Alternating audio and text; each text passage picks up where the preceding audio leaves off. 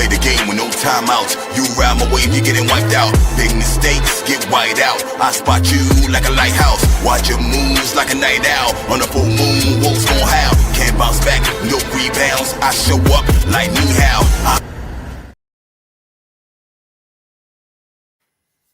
Yo, welcome back to another episode of The Tip Off. I am your host, Iceman and Eskimo. You see who I got on my live right now? Leaf Diggy in the house, you heard? And we're going to talk about pick number 8.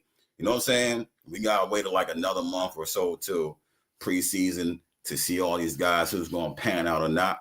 But since this was a topic of discussion, if Jaeger was a reach or not, I started looking into it.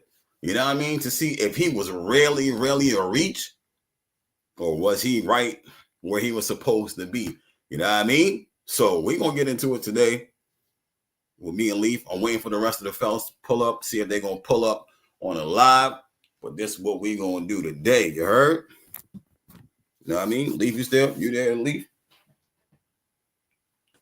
Yo, yeah, I'm here. I just had to pull around in the vantage point, bro. I'm good. I'm here. All right. So we're going to talk about, I'm going to pull up the draft real quick. 2025 draft. I'm going to name all the people that went right after Jaeger. So, all right. He was picked number 8. Colin Murray Boyles was number 9. Kaman was number 10. Cedric Coward was 11. Noah Senge was 12. Derek Queen was 13. And Carter Bryant was 14. You know what I'm saying? So those were the numbers for the end of the lottery at 14. Those were the guys in front of him. Now, this is why I did this topic, Leaf, because I was like, let me really look. Knowing what they went for in the draft, right? Knowing they was looking for high IQ, guys who can do multiple things and pass the ball. I had to go back and look. And Cedric Coward, he has good his trait is defense. You know what I'm saying? He could score a little bit. Kind of like he was like a Bridges type guy. Not really you know what I'm saying, not known for passing. Noah Senge, you know what I'm saying? What they call little baby Giannis, possibly, but he's a rebounder slasher. He get little assists, but he's not known for passing. Now, Derek Queen is one who we know is a passer. He has high IQ to pass. He can score, but he doesn't defend as well. So I'm gonna keep. That's why I got Derek on in the background, and he was picked 13. And Carter Bryant, another one, defense first. You know what I'm saying? And then he has his offense is there, but he's known for defense, and he can pass a little bit. You know what I mean? His passing is not big time. He wasn't asked to do a lot of passing in college, but he can pass the ball. I think he averaged, it's either high school or fucking college, he averaged 4 assists. You know what I mean? So really, my question to you, Leaf, knowing this information now, do you really think it was a reach? You know what I mean? Only time will tell. I'll be honest with you, bro. Like, I mean, as far as the rest of our draft board compared to the other picks, I mean, you really make you can make a conscious effort to believe in that. A lot of we got a little bit of these players that came after Jaeger Demin, and I'll give you perfect examples. I mean, I don't think Drake Powell is that far away from Carter Bryant. I don't think Danny Wolf is that far away from Derek Queen. The only person that you might have to argue that had probably the highest upside in between that 8 to 19 range, if we just talking about that pick, probably Noah Senge, probably Mm-hmm. Yang Henson, who basically was a second round Mm-hmm. pick 2 days before the draft started, and then when the draft started, he was projected to go late first round, and then he went maybe 2 picks out of lottery. And I personally believe that that changed the trajectory of the whole draft. To me, like I'll be honest with you, bro. The reason why this number 8 pick went the way it did is because the first 7 picks decided that they was gonna do they was gonna do whatever they needed to do regardless. It was like that. It was like Ace Bailey going to Utah didn't really make no sense. Ace Bailey going to Washington made more sense than him going to Utah. I mean, Trey Johnson to me wasn't that far away from what Utah was looking for when they drafted Ace Bailey. To me, so had he would have got to Washington, that would have been less controversy in the draft. Um, and of course, our man's that been in Brooklyn for the last 3 months training. Jeremiah Fairs got picked by a team that basically plugged in two guards a week before the draft, and they wound up drafting him anyway. And then Right. they wound up getting Derek Queen when you still got Zion Williamson. So I mean, realistically, I understand having more than different routes to go, but realistically, this pick came down to the 7 teams hating. I ain't gonna say 7 teams, man. I'm exaggerating. This pick really came down to the fact that the New Orleans Pelicans decided to hate. They didn't like that's what it really counts. That's what it really came down to, bro. They knew they ain't had no business picking Jeremiah Fairs, and they picked him anyway. It came down to that, bro. Like he would have been our pick at number 8, and everybody, like at least 90% of Nets fan base, bro, would have been happy and proud of the pick. The fact that Yegor is here, bro, what you need to look at is what we have. You got a 6'9" dude that could play the 1 or the 3. He's working on his shooting, and to me, if it all works out, he could possibly become Boris Diaw with a 3 ball. To me, bro, like I mean, I don't really see the only person that was probably a miss might have been Noah Senge, maybe. Right. You know what Right. I'm saying? And then Yang Henson, bro, like that was another hating ass pick. Portland ain't had no business moving up in no draft, man. What you moving up there for? You got Donovan Clingan, bro. What you moving up in the draft for? You picking Yang, bro. Uh, And now just because Portland got a history of they draft picks, man, getting all busted up, man. That now they gonna feel the wrath of when they hate. They ain't had no business picking him. He was probably next on our board, bro. Had he not gone off the board right then and there. You know what I'm saying? So I mean, everybody looking at it like just in terms of our draft board. And I was supposed to talk on the 8th pick. I'm gonna talk on a little bit more. Just in terms of our draft board, everybody keeps saying, "Yo, we picked 3 guards." Da da da da. Don't the Spurs got 3 guards? Ain't nobody saying nothing about them. Why? Because they got Wemby. You know what I'm saying? We don't have nobody close to Wemby, so it's an argument. Everybody want to laugh. Everybody want to hee caca and chuckle under their breath. But once we turn this shit into Rome, it's gonna be all right. Now the only problem with the 8th pick and having the 8th pick is that you liable to shit the bed. John, you got Uh, yeah, John, you got to echo. All right, right back.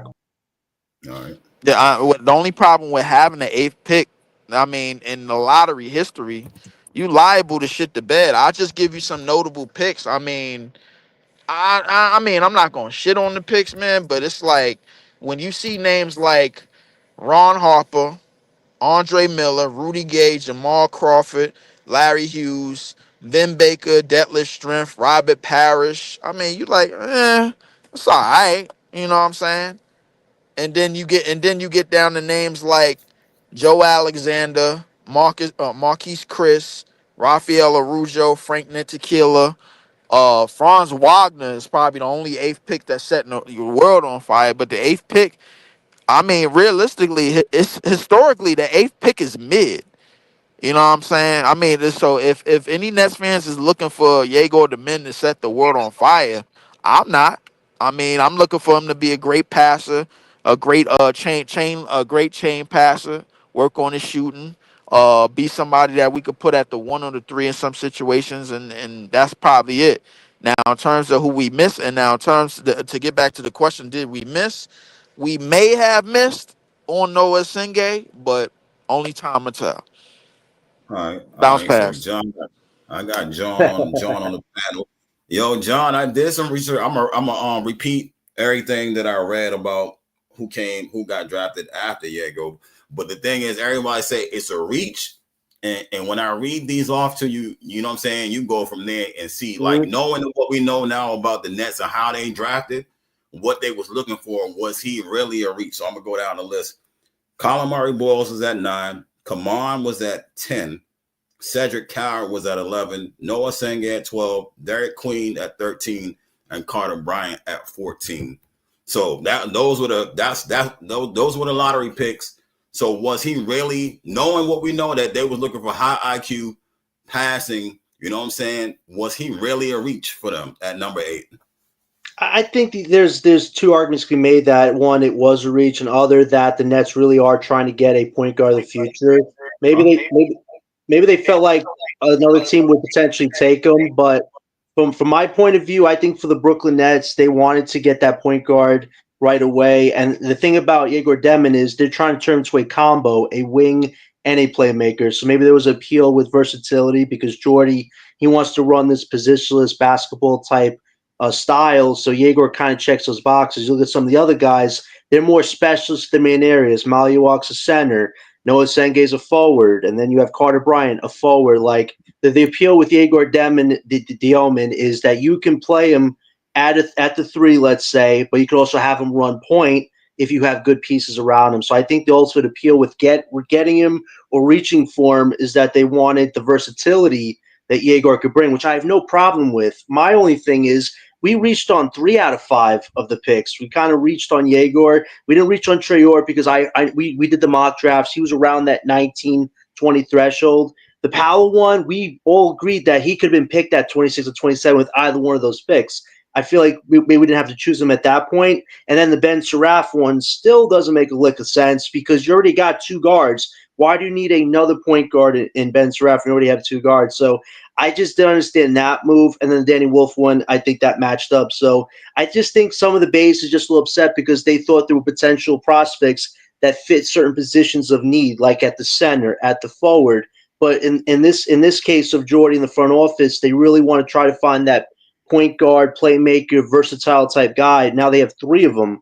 My only Mm-hmm. thing is, can you play them together on the court? You could make an argument that Nolan and Yegor could potentially play on the court together. Ben Seraph, I don't even know if I play him as a backup at this point. He's like a third stringer unless he shows me something this Mm-hmm. first season that he can truly develop. But listen, at the end of the day, Yegor, the Yeoman move was a reach, but I really think he has a lot of good appeal. He seems very mature for his age. He admitted he has to get stronger physically, and he says this first year he's going to spend it working out, getting physically stronger. I like the fact that he knows what his weaknesses are. My only thing is this. In 2 years, let's say Yego really does start hitting his potential.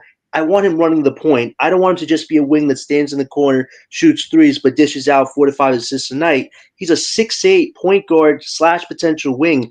When we have good pieces around him, I want him running the offense. I want him dishing it out, getting everybody involved. I want his individual offense to shine. I really think Yegor has all the skill sets potentially in the future, as long as he stays committed to getting better and stronger, like he said he would. So I think the Igor, the Omen, has the most upside for us. But I really hope after these first 2 years, these guys do become good rotation pieces. But I wouldn't try to rule any of them out besides Ben Seraph at the moment. I think the 4 guys, Trayor, Danny Wolf, Powell, and Jaeger, I think they're going to become good rotation guys. The Seraph one I still think makes no sense. But it'll be interesting to see these next 2 years what type of player Yegor becomes. I think he has the right system around him. He seems to be taking on that leadership role. So I hope during these 2 tough years, we really start seeing the leadership become more of a focus and him getting better on all sides of his game. But yeah, I definitely think he was a reach move though at the end of the day. But we'll see if the gamble pays off. All right. So for me, I gotta, now that I know what they was looking for, I don't necessarily think it was a reach, right? Mhm. Just on the type of player, like you said, a wing player who can run point, and like JP said, they want to run that Ben Simmons type of style, a guy that's tall enough and big enough to run point forward. You know what I'm saying, as well as point guard, but run point forward as well, and it gives you a way to move him from 1 to 3, right? So when you go down the list, if they was looking for something, all right, if they was looking for something different, I got you easy. Looking for something different, then I would say, you know what I'm saying, maybe it wasn't a reach. And just because we know now the type of players they went for, right? I kind of changed my mind because like if you was to look for like athleticism or talent, like the best player available, then I would say like yeah, it was a reach. But if you just went for another guy who could do that, there really isn't one. You know what I'm saying? There it really isn't another player until you get down to like not even Trayor, but Trayor's the next Walter Clayton, Nolan Trayor is like the best of the point guards left on the board. And those are, you know what I'm saying? Nolan can play 1 and 2. Walter could play 1 and 2, but he's the only one that's like 6'9" that you could put on the wing and then run at point at the same time. He has that capability. Don't know if he's really going to do it because Jonathan Giovanni, the draft guy, said he don't think Yeager's a point guard. He thinks he's just a wing guy that can do everything from the wing. You know what I'm saying? He doesn't think he's necessarily a point guard in the NBA. So I'm like, wow. You know what I'm saying? I'm like, wow, that's some new news to me, right? You know what I'm saying? So I listened to him, and now I was thinking like, damn, if he's just a wing from Jonathan's point of view, then you could have went Carter Bryant. But since they were looking right, if you were looking for point guard, high IQ passing, then you know what I'm saying, I would say like, you know what I'm saying, Carter Bryant, you would have went with Carter Bryant instead of Yegor. But since he could do all that and Carter really can't do it as well, you know what I'm saying, I would say Yegor it wasn't a reach. What up, Easy? What you got? Yo, what's the word, Ice? Yo, what's the word, yo? Yo. Man. Back here, man. I'm happy to talk some poop, man. Fuck. Yeah. You know, do you hear anything? I gotta go down the list for you again. Is Yegor reach, right? Then I listed all the guys. Knowing what we know now about how the Nets drafted. Going back, looking at the picks after him, was he really a reach? You need me to run the list back down? Let me get the list again. All right, I'm gonna go. After Yegor at 8, Colin Murray Boyles was at 9. Kaman Maluach at 10. Cedric Coward, wing guy, at 11. Noah Senge at 12. Derek Queen at 13. And Carter Bryant at 14. That was the lottery. You know what I'm saying? So knowing what you know now about what the Nets was looking for, and you go back and look to see what was drafted after him, was he really a reach? Do you think the Raptors would have drafted Yegor if they, instead of Colin Murray Boyles? Do you think so? No, I do. They wouldn't have. I didn't see him on their radar. Nah, they wanted a big. They wanted a big. Right. They wanted Kaman Malawak, but something went left with that because that's how you saw Jerry wanted Kaman Malawak, but the rest of the other part of the organization, they wanted to go in another direction. So I don't know, something went wrong in that aspect. This is one of the reasons why I think Yegor would have probably went in between that 8 to 12 range anyway. Because a lot of teams were like the GM had something on their mind, but the rest of the organization had something else on their mind. Well, you say the 8 to 12 range, he just ran out the name. So like, we know they was going to take Derek Queen. Wait, who? What you call it? Pelicans. The Pelicans they trade. I think they traded for him. They traded, but they was. So what we know, we have hindsight. So what we know right now, with the reports and rumors that came out, they was trying to fish for any team in the upper echelon in the lottery to get up in there to get 2 players. One of the players they was looking at was Derek Queen. So yes, it was. So that was a report that came out. So they was gonna get a spot right in that area right there. They chose Derek Queen. Okay. So from the spot from where we chose our next pick from. Where I stopped from right there, Derek Queen, Noah Senge, Carter Bryant. The only ones that I'm really looking at is Colin Murray Boyles and possibly Noah Senge. Do you think they still draft Noah Senge if Yegor's on the board? I think if you're talking about the Nets, bro, like I think Noah Senge, he might out of all of the names that we mentioned, I think he might have been the one person that might have been a miss. Before in between the picks that went before him from 8 to that range. Mm-hmm. The reason why I say that is because his upside was shown almost right away in the summer league, bro. Like, I mean, the summer league. I wasn't trying to be moved by the summer league, but his upside was being shown right away. And the Don't get one too thing. moved by the summer league, bro. Don't get too moved by And the no, summer no, league. no. I wasn't looking for us to be more. I'm looking for us for our rookies to survive training camp. That's what I'm looking for. That's number one. Number Oh, they're gonna be number put two. through it, man. Yeah, yeah. I'm looking for our dudes to survive training camp. That's number one. Number two. When I look at the other picks, I don't think I don't think Carter Bryant is that much separated as far as just the pick and player to player. I don't think Carter But you gotta Bryant is think about that the much. team that's picking it too, though. You gotta think Yeah, about the yeah, team that's I picking am thinking about the team that picking it. Noah Singay to the Bulls, allowing Noah Singay to go to the Bulls with Bazalis and Giddy and whatchamacallit. That's crazy work. But if you're not Allowing even thinking about Giddy though, then the thought of Jaguar comes on the table if you have him at that spot now. The That's why thought right, of I asked. Ye- That's why I the right, said thought that. of right, But right, easy, right. easy. The thought of Yegor was when there was a rumor OKC might have wanted, but that was kind of weird because they already had the other guy point They guard they already had drafted from the previous year. Nikola Topic, So but Topic, I Yeah. thought that was a yeah. bluff. I thought that was a bluff, and I feel like No, no, Sean no, Marks bit the yeah, bullet. It's not. It's a bluff. no, no, no, it wasn't a bluff. That OKC thing, that was a reality. The thing was, they didn't know Topic, like they wasn't sure on Topic's health. That's what Right. they was having a problem with. They wasn't sure on whether he could sustain and last. That's why they wanted Yegor. So you're absolutely right about that, John. That did come up. However, OKC was gonna have to try to get into that top 12 to get that pick. You know what I'm saying? Because Yeah, they had a pick in the first round, but I don't Right. remember what pick they was near. I think they had Sorba. I think they picked Sorba if I'm not yeah, mistaken. So they Um. would have had to move up. Yes. Yeah. They was at 15 with Sorber. He was at. They I was think at they was at 15. like 13 or the 14 or something like that. I want to say 13 or 14. They was at 15. They was at 15. Thunder 15, is at 15 or 15. so. Yeah.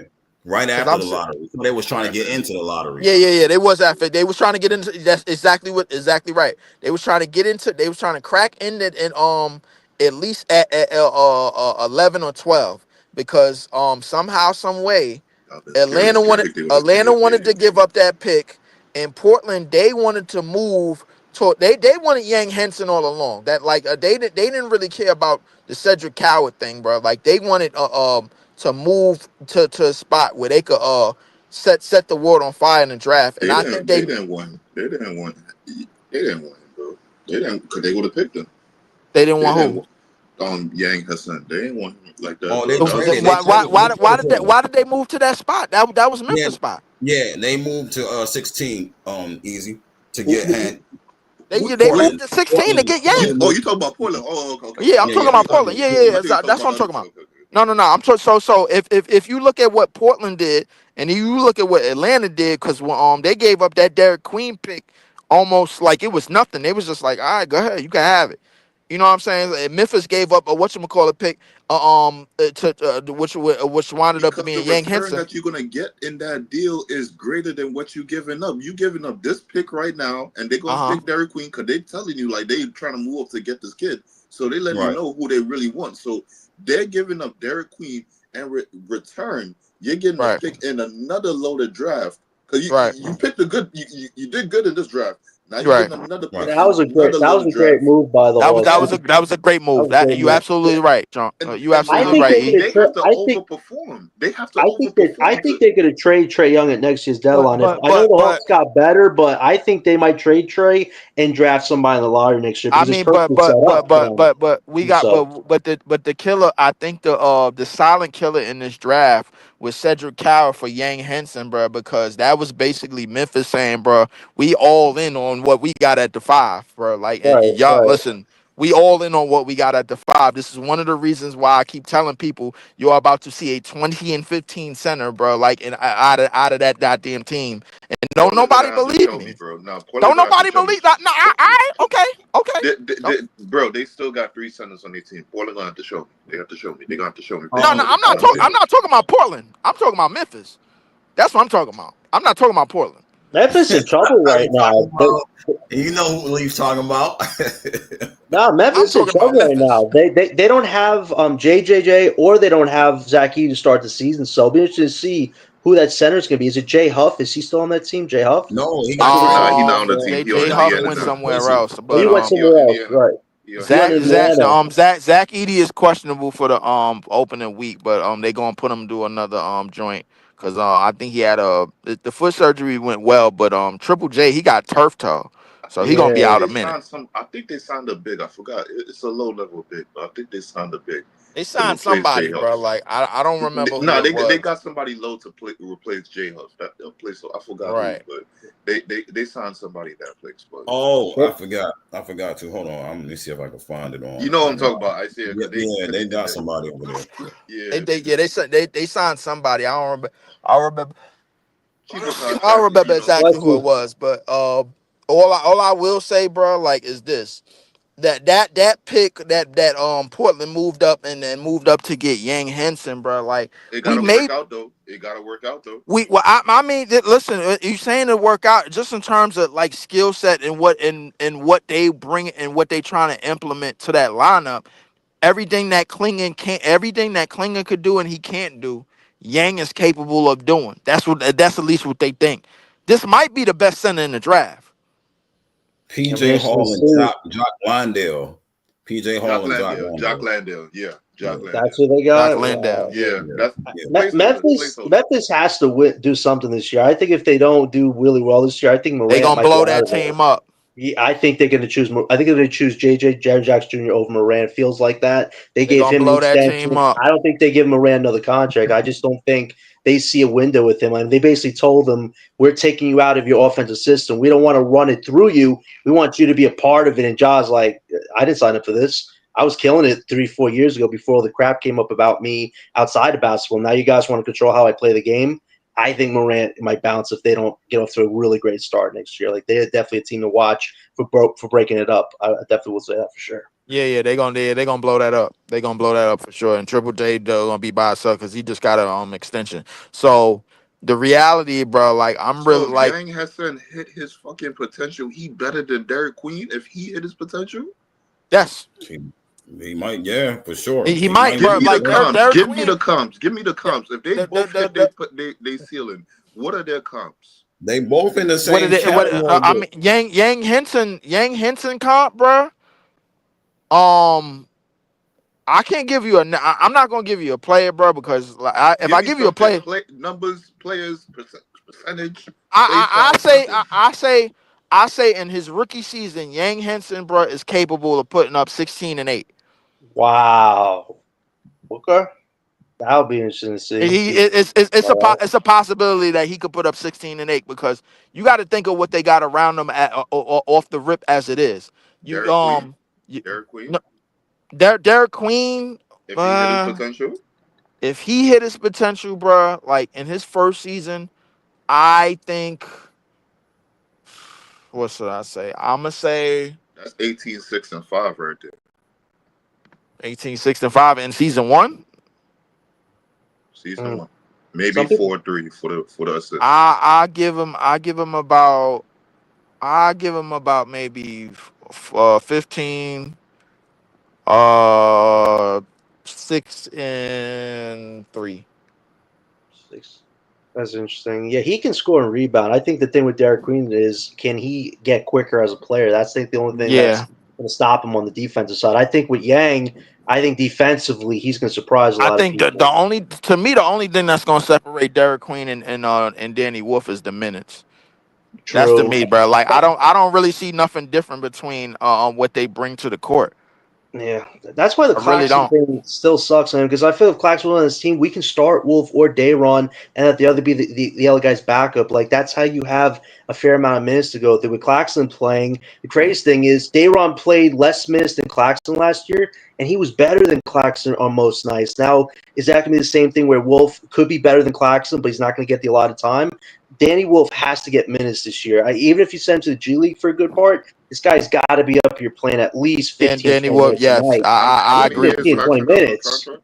I What agree years with you. Claxton got on the It contract? might be time. I agree with you, John, and I think Facts. I think just in terms of skill set, it's where you being used and where you being placed and who you on the court with. That's really gonna like allow you to thrive and allow you to get the numbers, especially in your first year. Now, I only said that to say that I don't think the NBA is trying to duplicate what has worked in terms of like the skill offers a center, but like defensively, he's a liability.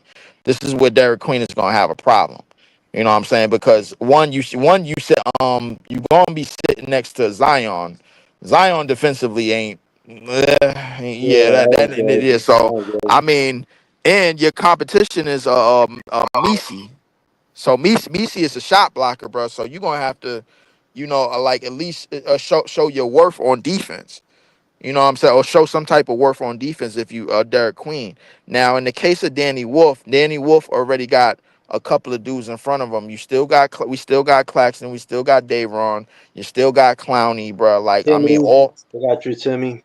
yeah, I don't even know why. I don't even know why that was just said, but I, I don't even know He's why it on was the just said. roster, bro. He's on the roster.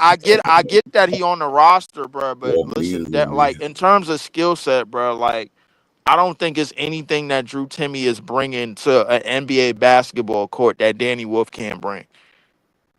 No, That's that's just fair. me. I think what Timmy's showing you is he can give you some scoring, but if this guy takes a lot of shots, it's not going to look good. I mean, it was crazy. Towards the end of the season last year, Drew Timmy was taking like 18 to 20 shots and Which is making like crazy. 4 or 5 of them. I'm like, yo, Out he out came there up, trying he's out playing a bro little good, but out you're trying to act here like you big star trying to dog. score on the big baguette, bro, which Yeah, clearly was not working, bro. Danny yeah. Wolf can at least saw somebody at 7 feet, bro, like on the you don't know perimeter. that yet. You don't know Yeah. that yet. You don't I know that do yet. know that yet, bro. Like, go look at the damn package, bro. Like, I mean, like, No, nah, listen, What the package nah. gotta do when you gotta do it in real Easy. time, sir? Nah, easy. Danny gonna get some. He gonna be a highlight reel for somebody, bro. He gonna give you a that's a highlight play fact. every game, bro. He got a little It, sauce back. He might not be able to get every center, but he gonna get somebody, bro. He gonna get You know some. what He I'm gonna saying? catch somebody lacking. his Yeah. playmaking is really good. I'll give you that. His I like playmaking, Wolf's bro. Like, playmaking, but he's got to work and on that three, man. That three nah, needs I a ain't gonna lot lie. of His three fine ball tuning, needs to man. definitely work, but his playmaking is already at his height and at his Yeah. age and at his position is already like ahead of the curve. Right. He gives me Sabonis vibes. I get Sabonis vibes from Danny Wolf I'm a little bit with the playmaking aspect. I see a little bit of Demontis in him, bro. But I mean, Demontis like is more downhill with it, bro. I think I think Danny Wolf is more 3 level prowess. Score out of the Mm-hmm. post. He could give you a little bit out on the perimeter. He do shit a guard does, bro. He'll go to a step back. He'll go to a three. He'll go to a side step. He'll go He'll in the go post to and, step back. bro. Hmm? I swear to God, you ain't watched What you Danny say, Wolf. easy? I haven't. Yeah, all right, I'm about to pull What up you? this What kind of? tape, What man. Yeah. you? What you ask? Hold on. What you ask, easy? What was the question? So we saying Danny Wolf is about to hit a step back when we see him play?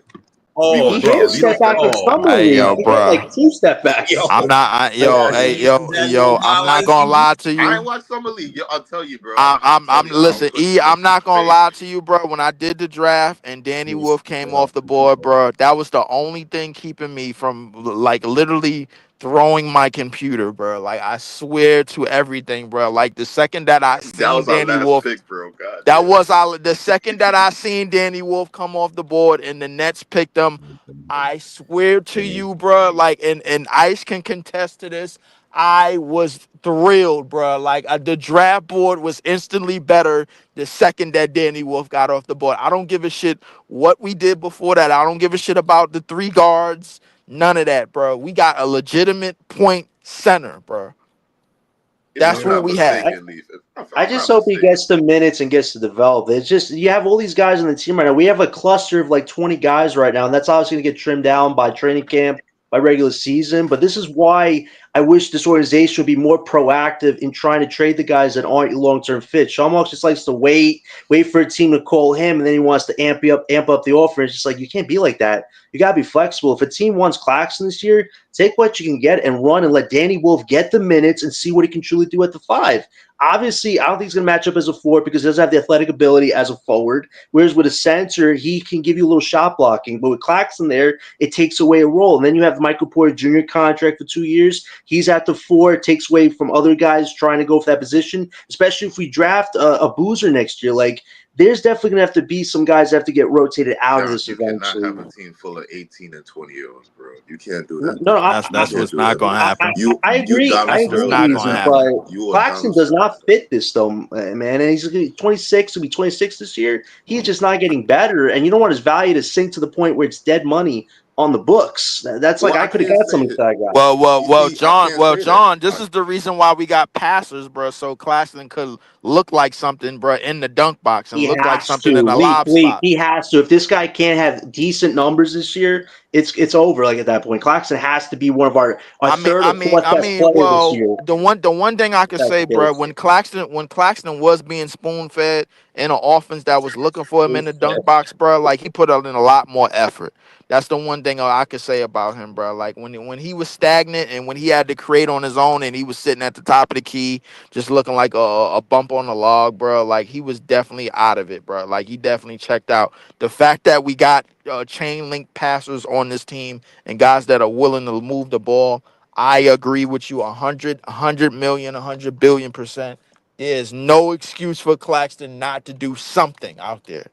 No, it's not even that. It's his attitude. Like, if he somehow gets his numbers up with having all his playmakers, that's great. That's positive for his value. But if he starts having tantrums, technical fouls when you're having a tough season, he's tanking his own value. Like, if I'm Jordan and I see him do that, I'm like, Claxton, either you're going to show up and be an adult on my team for these young guys, or I'm just benching your ass, and you could be a baby and cry about it. Like, I need Claxton to show maturity this year. If he can let the playmakers get him those easy shots like you talk about, great. But he just needs to keep his head above sea level. Like, if he is traded next year, let your value grow back, because if he's going to give you those tantrums, Claxton's value is just going to stay where it is, like, really bad right now. I'm hoping Claxton has the mindset of, hey, I'm going to work with these young guys. They're going to help me. I'm going to help them. And we'll see how the dice rolls around the trade deadline. I just think that's the best way for us to move forward with Claxton. But if he shows the bad attitude, it's just, why would any team want him? Like, if this guy's so bad on this team, not wanting to know his role, what's he going to do on my team when we're trying to contend and he gets ejected for something silly? Like, Claxton needs to work on that a lot this year. Just being level-headed and mature, because this is going to be a tough-ass season. If he could just keep his head above sea level, contribute, let these young guys feed him those easy shots, I think we can work through this with Claxton. But if he doesn't, it's just not going to look good, man. Like, he needs to be focused this year. And I think Yegor's floor is Ricky Rubio, and his ceiling is Tyrese Halliburton, with the middle being something similar to Josh Giddey. I would agree with that, bro. But somewhere in the middle, bro. Like, I ain't gonna lie to you, and I told this to Easy. If he becomes Boris Diaw with a 3-ball, bro, I'm all right. At least in the first year, bro. I mean, you could possibly looking at You can't expect Boris Diaw in the first year. and I mean, just in terms of numbers, bro. Like, I mean, you talking about if it's a possible 12 points, 6 assists, 6 rebounds, bro, like, out of him, then that's something to move forward with. I mean, to me, that's Josh Giddey in his first year, if anything. I mean, but then again, we're probably gonna go back to Josh Giddey. Josh Giddey with a 3-ball, fine. He just needs to get stronger and amp up the speed. If he could get quicker as a player, when he gets physically stronger, it's going to make him more dynamic. His thing right now is stands in the corner because he can't really defend too many, players that are stronger than him.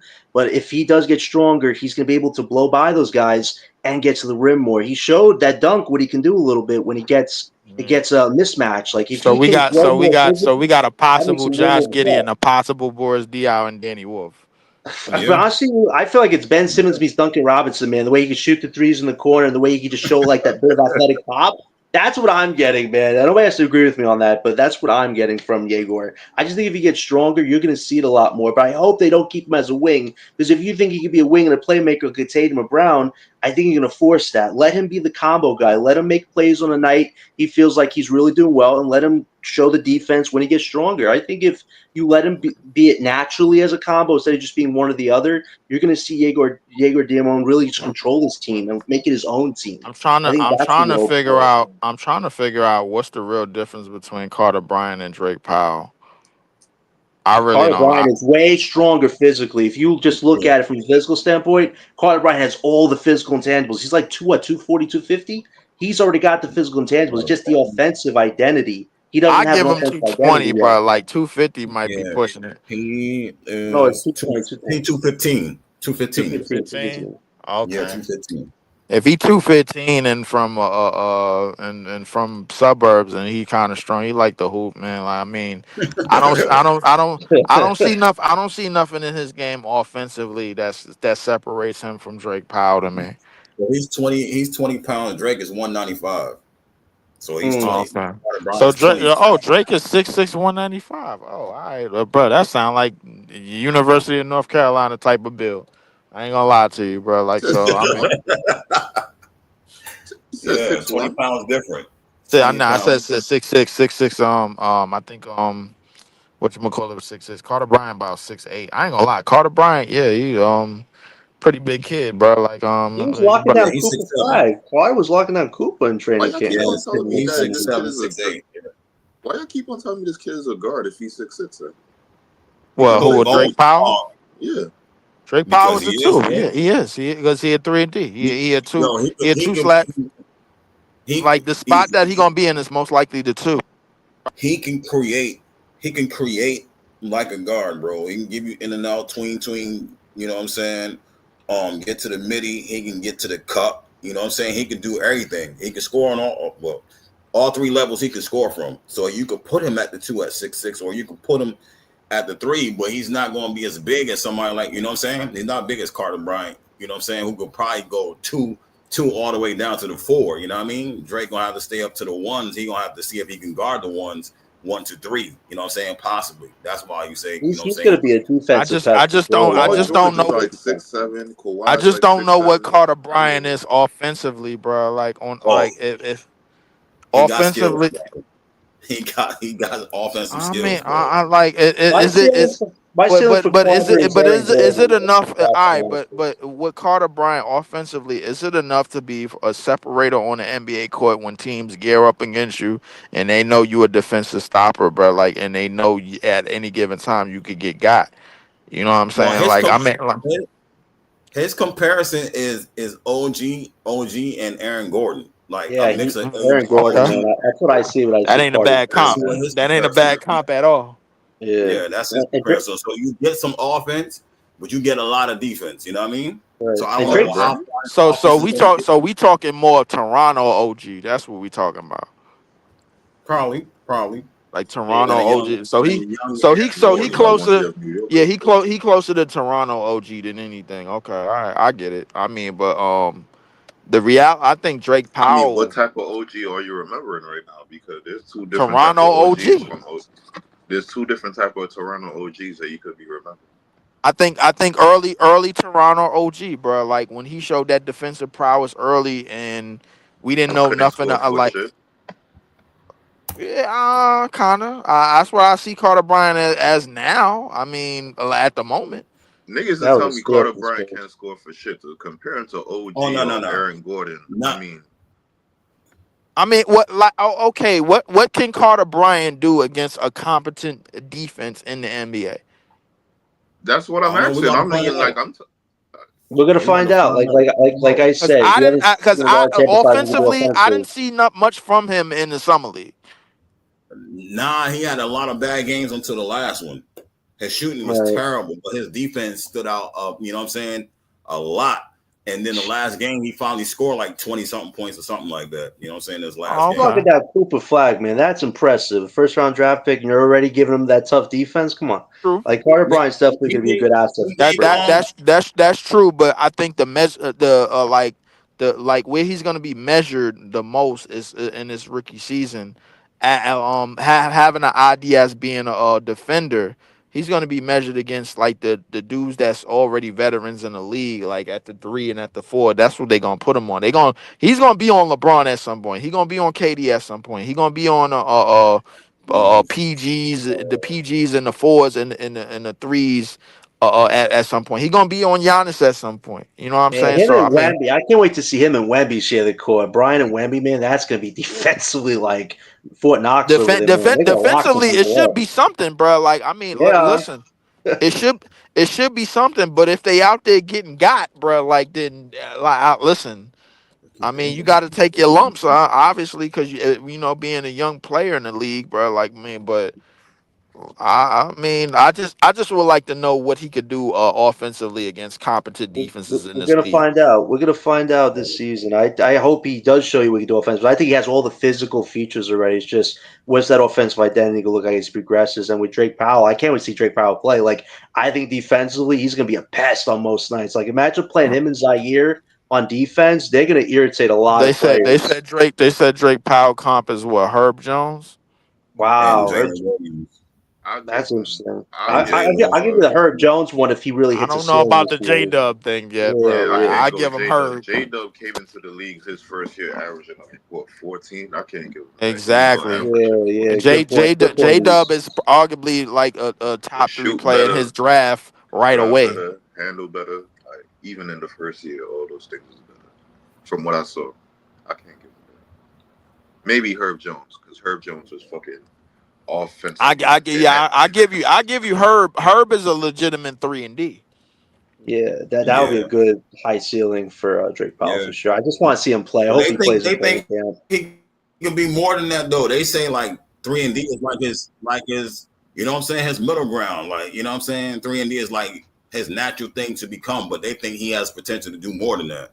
You know what Oh I no, mean? no, no, Because he got for sure, for offense. sure. He got offense, bro. All If you watching Yeah. Herb Jones development, he developing more than a 3 and D. Like they give him the rock, he making plays, he driving the ball. So like his development doing something too. Right. So like That's it's not true. just 3 and D. Right. That's true. But like where he's made money in this league so far is as a 3 and D. Like the other shit he's getting better at. I give you that. But like where his calling card is, when Calling cards everything defense. his That's calling card is funny. defense and 3-point shooting. He shot 40-something% at least 1 or 2 years up in the league already. Right. That was fake, bro. Herb Jones shooting Oh, now come on, 40, bro. now Come come on, on, bro. how What is we it doing, bro? fake? What How's we it doing, bro? fake? Well, I mean, What we doing, bro? I'm hold up. I want to understand how is it fake, bro? Like, I mean, like listen, Because there's you certain won't. people you leave to shoot, and if they make it, you cool with it. And if they have a good year, cool. But they ain't no fucking shoot. Look at the attempts, bro. You can't tell me Herb Jones is a good shooter or because he had one good year shoot 41% on 4 attempts, bro. Like, what we doing? 4 attempts, bro. Like on four attempts, bro. Like, and they calling on you to play defense most of the night. Was that last year? Was that last year? That was the season before last. The not the season that just passed, the season before last. And what was last year though? Because that means Last that year has he to be only a played drop. 20 games. He only played 20 games. But what was He's last year yeah, though? Last which year one? was 30, but I mean the attempts were still the same. But I don't think we could really gauge off that because he only played 20 games. When he played a full season, when you got a full season, when Well, you you got got to find a middle ground. So if this year was a low year, right? Bad year. And last year, the year before that was a good year. The middle ground got to be somewhere between 35 and 36, right? Because ain't no It's way you a 41% shooter. nah, it says it's 36. 36. It's Yeah, 36 for his career. yeah, I his mean, career is 36. but he was a legitimate 10 points a game scorer from the You get time that he that. got in the league. You know Remember, what a I'm few of saying? those baskets come from slashing and hitting the bucket. So it's not just all 3 and D. Yeah, I mean, in first team all defense, in top 5 finishing in defensive player of the year, by year 3. So I mean, I can't necessarily say that the 3 wasn't there, bro, when he was at his best, which was already year 3. But I mean, to me, I think Drake Powell has that ability already. You know what I'm He's saying? definitely So our most athletic player we got in this draft. I would say with Drake Powell, he definitely has some hop Oh at yeah, the by rim. far, man. When you 6'6", 195 Mhm. pounds, bro, and you played at UNC, bro, like you better be athletic as hell. Y'all busting And my that's why I head think right Sean now, made the yo. moves that he made with these reaches. You got guys that are over 6'5", okay, so that's why they could guard multiple positions, but you definitely need more of a balance. That's why I feel like I hope these guys work out, but you can't play all these guys together. You're going to have to play one or two off the bench potentially. And the Seraph move is like, what, he's supposed to guard 1 through 4 with a horrible jump shot? Like, I don't know. I feel like there was some guys who fit more of a balance what we were trying to do, but they just didn't want to go for that because these guys were having so much disagreements on who we should get. So it's like, okay, let's put a few of these guys on the list. They could all play make. Okay, let's see what could happen with that. But it's just like, damn, do we really need Ben Seraph over a Rasheer Fleming, over a Maxime Reynard? Like, I just still think that move was a misfire because you already had your 2 point guards. I don't know why you need to get three. I don't understand that. I feel like we have I too many mean, guards on the team as is. Rashid, I'm looking at like the other players that people wanted to draft. I'm looking at where they end up. Kamal Malawak is about to be Hashim the Beat. I'm standing on business.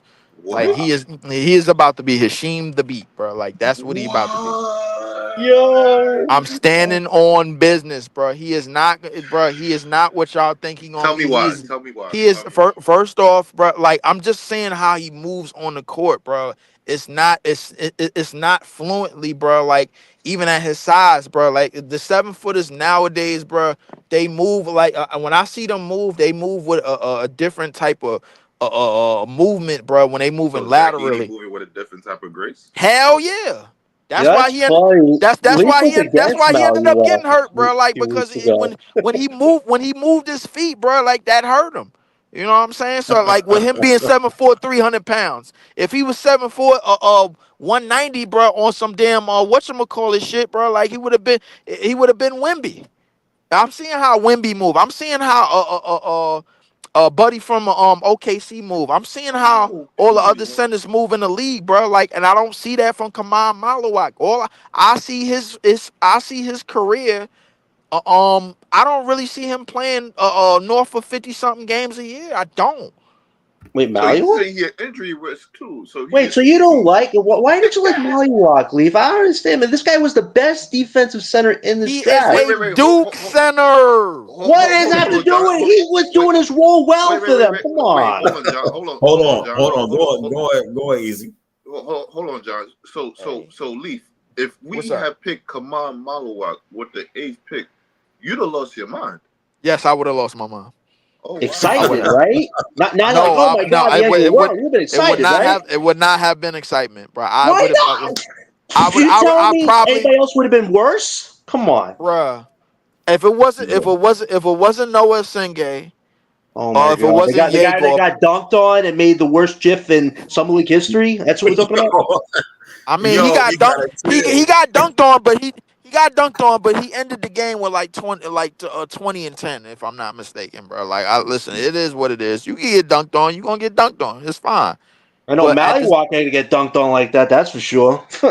I mean, You listen, ain't but cut yeah, Kyrie. but Molly Walk ain't out there putting up 20 and 10 either. But listen, Yeah, my he was point is, doing great. Did you see his stats in Duke? The guy was killing it. Besides that one bad game at the most important time, he was great for most of the year in Duke. Like that guy's a right, 7'2" my legit my center. my Some my, people my say his high ceiling is Joel Embiid healthy, man. Watch this. If what? he, yeah. Some people were What? saying that. Oh Yes, I heard yeah. I some gotta stuff move. Yeah, online, yeah. man. No, nah. I'm definitely not doing that. I'm All right, definitely hold on. not doing that. Hold on. That Let me might be go a to little reach right there. let me go to LM real quick. LM dunk Let on me go to LM. somebody, bro. Hold on. LM, the question was, you wasn't here earlier. Is Yegor really a reach? And I went down the names of everybody that was drafted before him towards the end of the lottery. You need me to run those names down again?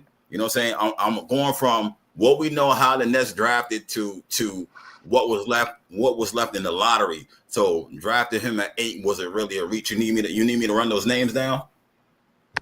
Nah, I remember them pretty well. All right. Um, So what you think, knowing what you know now about how they drafted IQ passing and who was left on the board, do you really think it was a reach? I don't know, really. Like, for me, I judge these guys based on who they are in a few years. Like, if Yegor turns out to be better than Malawak, then Mhm. nobody here is going to be complaining, right? Right. If he turned out to be better than Carter Bryant, nobody's going to be here complaining. If he turns out to be better than uh, Colin Murray Boyles, nobody's going to be complaining, right? Like, I mean, it is what it is. In the moment, of course, we can sit here and freaking debate on these things, but truth is, we don't know. I mean, Kaman might turn out to be an all-star. I don't know, but it's to me, it's just way too early. Could it be a reach? Yeah, possibly. I mean, Mhm. I don't think he was going to be available at 18 or Right. 19. Right. Yeah, OKC, I heard was high on him. He could Mhm. have went to Oklahoma City, and they would have had a 6'9" point guard that could add to that roster. So I feel like they was probably like, yo, let's get him now. If we gonna go Nolan, which I don't disagree with. It's just like I said, it's the Saraf pick to me that just threw me out of proportion. But All Right. right. All it's right. So just you don't know in the to moment me, you don't it know. doesn't. To me, it doesn't sound like a reach, right? Because from what everybody's saying, if OKC had to move up between 12 or 13, right, and we drafted him at 8, that means he would have got drafted before we, we got back on the board. Meaning you would have to move up if you really wanted him, you would have to move up to get him. And to me, right, for what they was looking for, he's the only one that does exactly run the wing at playing point forward and point guard. Like Carter can't run point forward. Queen can, but I guess I don't know what the difference they seen in Queen and they chose. I guess he's not a point guard. I guess that's the difference. Diego is more of a point guard to them than Queen can run on point forward or point center or whatever. You know what I mean? So to me, it doesn't seem like it's a reach now. Now that we looking at it from this way, what you think, Ellen? Nah, it don't seem like a reach. I mean, if that was really they guy, then Diego is gonna be 8 no matter what. You know what I'm saying? And a lot of people thought it was gonna be Kaman at 8. Right. Fears already went. Ace already went. Trey Johnson already went. You know what I'm saying? Those were the guys we was looking at. They was taken off the board. So a lot of people was like, all right, come on, makes the most sense next. And, they did a U-turn. So, I mean, I think honestly, it's going to be a topic to discuss in the next few years of was that the right pick or not. But Right. Right. for what I've seen from him so far, I mean, the kid has a high IQ. Right. He has a motor to win. He recognizes you know, in terms of him Flaws. not being his flaws really Right. well. Him recognizing, he needs to get stronger. That to me shows, humbleness. Like I ain't Right. that yet, but these are things that I got to work on to be better. And the kid wants to learn and he wants to grow. And to me, I feel like I see why in his pre-draft interviews they loved him. Like just seeing him off the court and seeing him talk to the guys in the summer league, like, hey, yo, no iso ball, we moving the ball, we not doing that here. Everybody get on the court. Like he just has that leadership thing in him as to where I'm like, okay, now I see why y'all chose him because he's gonna have control of what goes on the court, especially Mm-hmm. with Horty, schemes and plans. He's gonna be able to execute that very well. So I mean, I like the kid. I do. I like the kid. Jaeger was always somebody I wouldn't have minded on the team. Right. Even as early as January when we was talking about the draftees, we was talking about Jaeger, and I was like, if he on the team, I'm cool with it. Like it don't matter to me. But now that he knows what he needs to get good at, and he recognizes that, and it's in his brain of getting stronger and getting used to the physicality of the NBA. He probably in the weight room right now. Who knows? You know what I'm Right. saying? So yeah, Ellen I just don't makes think millions of valid points right there. Like just you see the leadership qualities, the accountability, the fact he's already got the maturity level down pat. It's just getting stronger, getting quicker on the court. Those are two of his main weaknesses. And I think these next 2 years, if he really does go do the grind, because George's going to put these guys through boot camp hell. Like I was Leaf who said, like I hope these young guys can get through because Jordy don't mess around. when it comes to training camp. So conditioning for these young guys is going to be essential these next 2 years. Yes, the records are not going to be good, but if these guys could stay in great condition, get stronger, work on weaknesses, then it's like, damn, we actually drafted some solid rotation guys. The only problem is, do we think Yegor is going to become that franchise guy? No, I think he's no worse than a third or fourth option, which is great. Everybody needs a third or fourth option, and he's already got the leadership down pat. But next year's draft, you got to hope that you can land in that top five and get a really top generational guy. Imagine if we had Darren Peterson and his scoring and playmaking prowess. We talk about playing different positions. That guy's an ultra combo guard. You add him to this lineup with Yegor, with Nolan, with Danny Wolf. Man, we could start cooking with some gas oil right there. Like next year's draft, I hope we get that franchise guy, because if you get that franchise guy, these guys all fit that purpose, being that supporting cast that you need and guarding different positions. Like I understand what this organization is trying to go for, but you still need to be a balanced roster at the end of the days. These guys can only do so much from the playmaking side, from the scoring side, and the defensive side, that you definitely need that one guy that's going to glue it all, connect it all together. I hope we find that next year's draft, because if we don't, got to go back into the market, get those veterans, or get lucky with having a max slot for a star, which I know some people don't want. But at the end of the day, if this East is going to be bad the next 2 years still, the Nets definitely got to pick that time to strike. And if these guys can develop by then, okay, this was a good draft. But definitely there is arguments to be made that there was some reaches here. But the Egor move, Ice, like you say, if you really think about it, it works because he can play two positions. And you want that versatility if you're going to try to be a good team. I just don't think we should copy OKC word for word, because we don't have the talent. But if you want to try to copy the ideology, okay. But we have to really see how next year's draft goes to see if this all could come together by 2027 a little bit. Right. Yeah. I don't think it was a reach now looking at it. You know what I'm saying? Like everybody showcased some type of talent. They say he couldn't shoot, and he showed that he could shoot. What I did see was that he got hurt in college, and his numbers was higher before his hand injury. He had a hand injury, so his shooting numbers was better earlier in the season. Towards the end of the season, when he started getting back, like in the middle of the season, his numbers were lower because he was injured. You know what I'm saying? He had did something to his hand, and that messed up his shooting numbers. So, and another thing, I posted today him versus Trayor in a finals like 1 year ago. I forget what it was. Him versus Trayor, and it showed that he actually played a lot on the wing, right? Transition, they gave it to him. He ran the court in transition a lot. Inbounds plays, they ran it to him, and he got downhill a lot. And then he would do like he did in summer league. He would swing the ball first around on top of the key, and then he would move to the right. And once they swing it to him, he would do like a jab step, get downhill, and then he either play make, lay up, go for a dunk. You know what I'm saying? That's how he was getting downhill. He wasn't necessarily creating like crossover, getting downhill like that. If he crossed over, he would hit a step back three, and that would be like his go-to move. So I start to understand why they would want him to see him as a wing and a point. You know what I'm saying? Because he has the capability, and he has the capability of playing on the wing as well. He already does it. The wing function is normal for him, but running point guard, I don't think that's as normal as the wing as they run him at BYU. I think that's why he was having problems. You know what I'm saying? I think on his team overseas, somebody else was running point guard, if I'm not mistaken. They could be trying to see him as a Franz Wagner type. But maybe like a point forward type guy that can also score off ball, also bring the ball up at times. But I mean, the kid watches Cade, Shea, and Luca as well. You know what I'm saying? Right. So I mean, he might have shades of one day playing the point guard and looking at those guys to, all right, Cade finishes well. Let me look at how Cade finishes. Let me look at how Luca gets to his spots. Let me look at how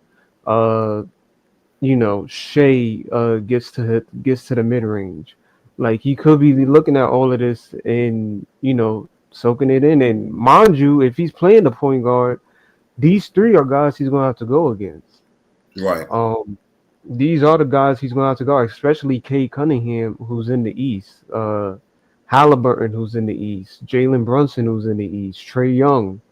So if he's going to be the point guard, he's gonna have to, guard these guys. They're gonna have to guard him. You know what I'm saying? And he should be taking notes from each of these guys in terms of, okay, if I want to be a point guard, here's some things I can do and learn from at the point guard position, and then I can watch Denny from Portland or Franz Wagner from Orlando in terms of how to be a better wing. Um, Right. if it comes down to it, but I don't mind him being our point guard, but like I said, he has to get stronger. Um, and he has to, be more aggressive. But I mean, I don't. Other than that, I don't necessarily think that uh it would be a bad thing to switch him from the one, and then if you want to put Nolan at the one and then him at the three, that can work too in terms of having a versatile lineup and him just playing off ball opposed to Nolan, which I think is probably the plan when they got Nolan. Like I don't know Mhm. what Sean Marks in them nowadays. Like who knows what they was going to do their minds, but I think that's the plan. It's just Saraf is the odd man out of this. Like what do you do with him? Like you put him at the three. Like No, I don't know. no, Like that would be I have no woo. idea what you do with What I Oh him. my think gosh, him at the my three, my man. Oh, you get Yeah. chopped up. my thinking is that he's going to end up either being a 6th or 7th man. That's Mm. what my thought Seventh process. man. That's Yeah, hard. 6 is Mr. Raff because So do you think a future his lineup could shooting be hit. like? Go Do ahead, you think Ella. a future lineup could be like? And I'm just putting this into the air, assuming Mhm. the basketball gods bless us next year. But I think it could be Nolan at the one. Cam Thomas Mhm. comes back. Mhm. Yegor, Cameron Boozer, Nick Claxton. Ooh, that's Yeah, something like that. interesting.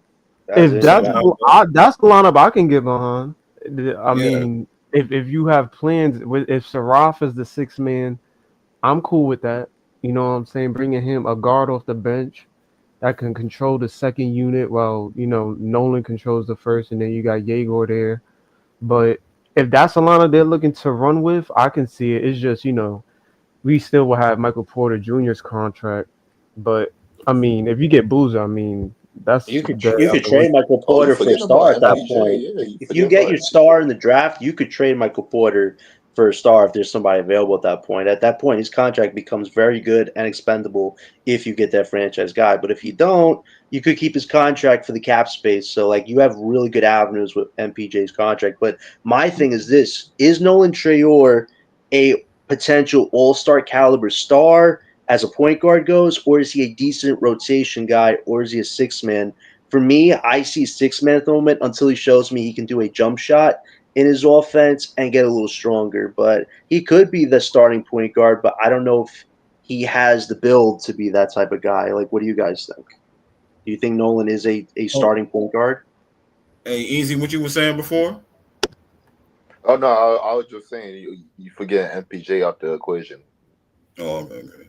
No, I think watching what I was watching film today again, watching Diego versus Trayor, I think you would see that he has that. He has a floater. I seen a floater. I seen a midi. I seen a three ball. I seen creation for himself. I seen creation for others. But like I said, on that team, he had he said he was, you know what I'm saying, he do whatever whatever he needed to do to help the team win. Because that game that he had was one of the games he had in the final. He dropped 45 points, 9 assists. You know what I'm saying? So he was doing everything, reading the screen, running the screen, pick and roll, create for himself. And I say one step, Hezzy, and he's out of there, bro. One step, and it shift gears is like it's something different. Like my guy Fears is fast, but the way his first step is like it's almost like a 1 to 1,000, a 0 to 1,000 on his first step. You know what I'm saying? It's Nolan not might be like faster. Nolan's the Like fastest kid in this draft, he I is. think. yeah, So he what I'm definitely saying with that faster. is right with him, it's not like a warm up. Okay, 1, 2, 3, 4. It's 0. I take one step, I'm at 1,000, and it's your job to keep up with me. You know what I'm saying? And he could Yeah. turn. He can stop on a dime, turn and fade, do that turn and fade. He got stuff in his game. You just didn't see it at summer league. So he's got a midi, he got a floater, he got the 3-ball. I don't know how well he shoots though. You know what I'm saying? I think that's what it is with him. I know all they shooting is probably needs work, but he has a lot in his bag that's not being seen right now. No, I agree with you. The speed factor is electric. I think that's like such a great component to have because we need that speed. Our problem is our tempo. They've been wanting a faster tempo the last few years, but we haven't had the players for it. Now you have that, and a guy who's like Speedy Gonzalez on the court. My thing is he needs to show he can create separation because those athletic forwards, they're going to figure him out when he's going to try to speed by him. And if they can have the upper hand on him, he's got to have a step 2, step 3 move to counter that. If he can figure that out, it's going to be hard to guard Nolan at that point. If he can figure out your defense against him, how are you going to stop that? And then you had Yegor playing the wing and the point guard. That's a combination I definitely want to see grow and mature this year. My only thing is when Cam comes back, if he can make it work with those guys, you have a decent backcourt, not great defensively, but you have a decent offensive backcourt, and then you have Yegor in that front court, and you hope next year you get that wing like a Boozer or the Bonsa, and then you have a really great front court. So it'll be very interesting to see if Nolan and Yegor can develop that chemistry as teammates because they've had battles against each other. Now let's see what they can do as allies. They might be trying to see if they can run like a backcourt with Nolan and Yegor, like having that be the. I don't know about that, man. They're not scoring guys. That's the thing at the moment. They're not scoring guys. Unless Nolan develops some sort of not elite, but at least some sort of scoring ability. Yeah. I don't necessarily see it. He can score. Like there's instances where I've seen him have a game like he scored like 40, 46 or around 40. I think in France or whatever. But he can. Yeah, he definitely can. It's just obviously Cam Thomas is the better scorer as of this moment. But if I could see them possibly running. If Cam Thomas is on the bench. Me personally, I would have Yegor at the 3 and then Nolan at the 1, but I can see them possibly trying to do a Nolan Yegor 1-2, and whoever's at the 3, probably Zaire or MPJ or Terrence Mann or whatever the case may be. But I think they're just trying to make the lineup more versatile and have guys that can play multiple positions, not just play one position and just God damn, I forgot about if Cam was 6'6" and could play defense, him, Nolan, and Yegor, like there's my 3 right there. Like it's just so unfortunate Cam doesn't have the physical attributes, man. Because if he had the physical attributes, he wouldn't be getting the criticism he's getting right now. Like you could fit Cam in the system if he was a little taller and played defense. Like everything else would be perfect. Like it's just hard to make a game work when you can't change the genetic physical characteristic of Cam's game. He's a great scorer, but it just seems like the physicality aspect of his game will never be at that level anybody's going to be satisfied with. So, like, I would hope they would experiment with the Nolan Cam backcourt just to see what it's like on offense, what it's like playmaking-wise. You live with the defense if they give you effort whatsoever. But, yeah, it's hard to fit his game in when it seems Jordy and Marks are like, oh, Cam, you can't defend like these guys can.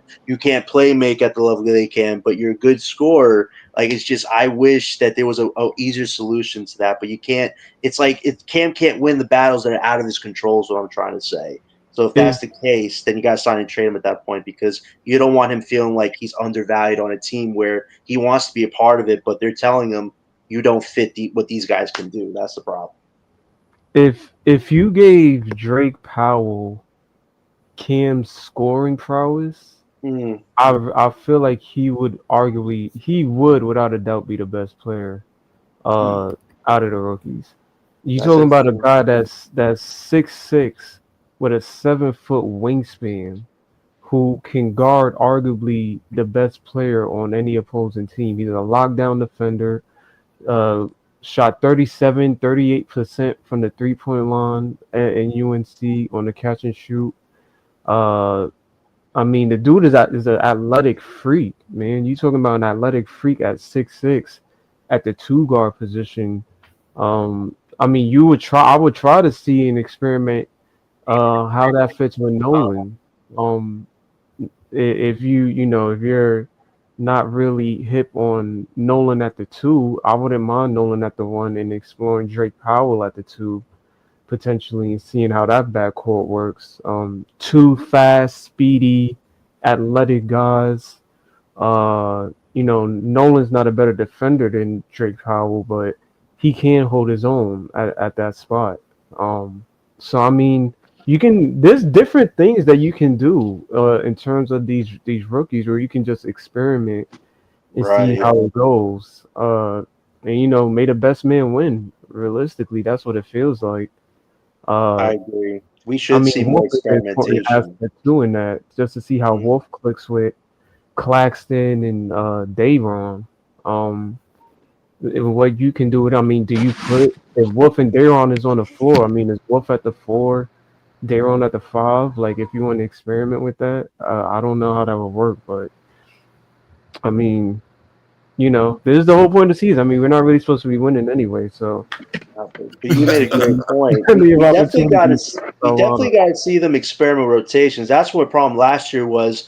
I feel like they didn't do that enough. Like it was like they were trying to have the vets play all these minutes, young guys get their minutes here or there, but it's like you never saw the combinations. Like this year, all bets should be off. If you can't work with this guy, how can you work in my rotation next year? Like Jordy's got to have those X's and O's on like, okay, these guys can vibe, they connect, they help each other out, they complement each other. Like after this year, it should be obvious who works on this team and who doesn't. Like you have to do it by process of elimination, like you said. And the good thing is these guys are all going to compete because they're fighting for roles. But if they could fight for roles and develop chemistry with each other, okay, these are the pieces. But these guys are just focused on me, and don't care about the chemistry aspect. Well, maybe they're not the best fits. Like that's my only thing with Cam Thomas is can he be that guy that helps connect everybody else while still getting his game up to where it needs to be? I think that's the big thing holding him back from coming back to the team is they feel like Cam is focused on this season being his season to show he's worth the financials, whereas I think they're looking for him to be that facilitator to help the other guys. Like that's the balance that we have to hope to see. But I agree, LM. There's definitely got to be some experimentation this year. I would actually like to see what Nolan and Powell can do. You get speed and defense. You may not get exciting scoring, but you get those attributes that you're looking for as far as developing a balance in a backcourt. So I think that was a good point. Yeah, you're I gonna get mean, shoot. You're gonna get shooting from Drake. you're gonna get You shooting you gonna too. Like Drake Powell gonna be at that 3, just waiting for the pass. You know what I'm saying? Catch and shoot. I think he definitely is gonna be. I think Cam. Only thing, if Cam was like Drake Powell, I don't even think this would be a conversation in terms of re-signing the guy. no. But I mean, like, you know, he's kind of expendable now when you draft for Drake Powell.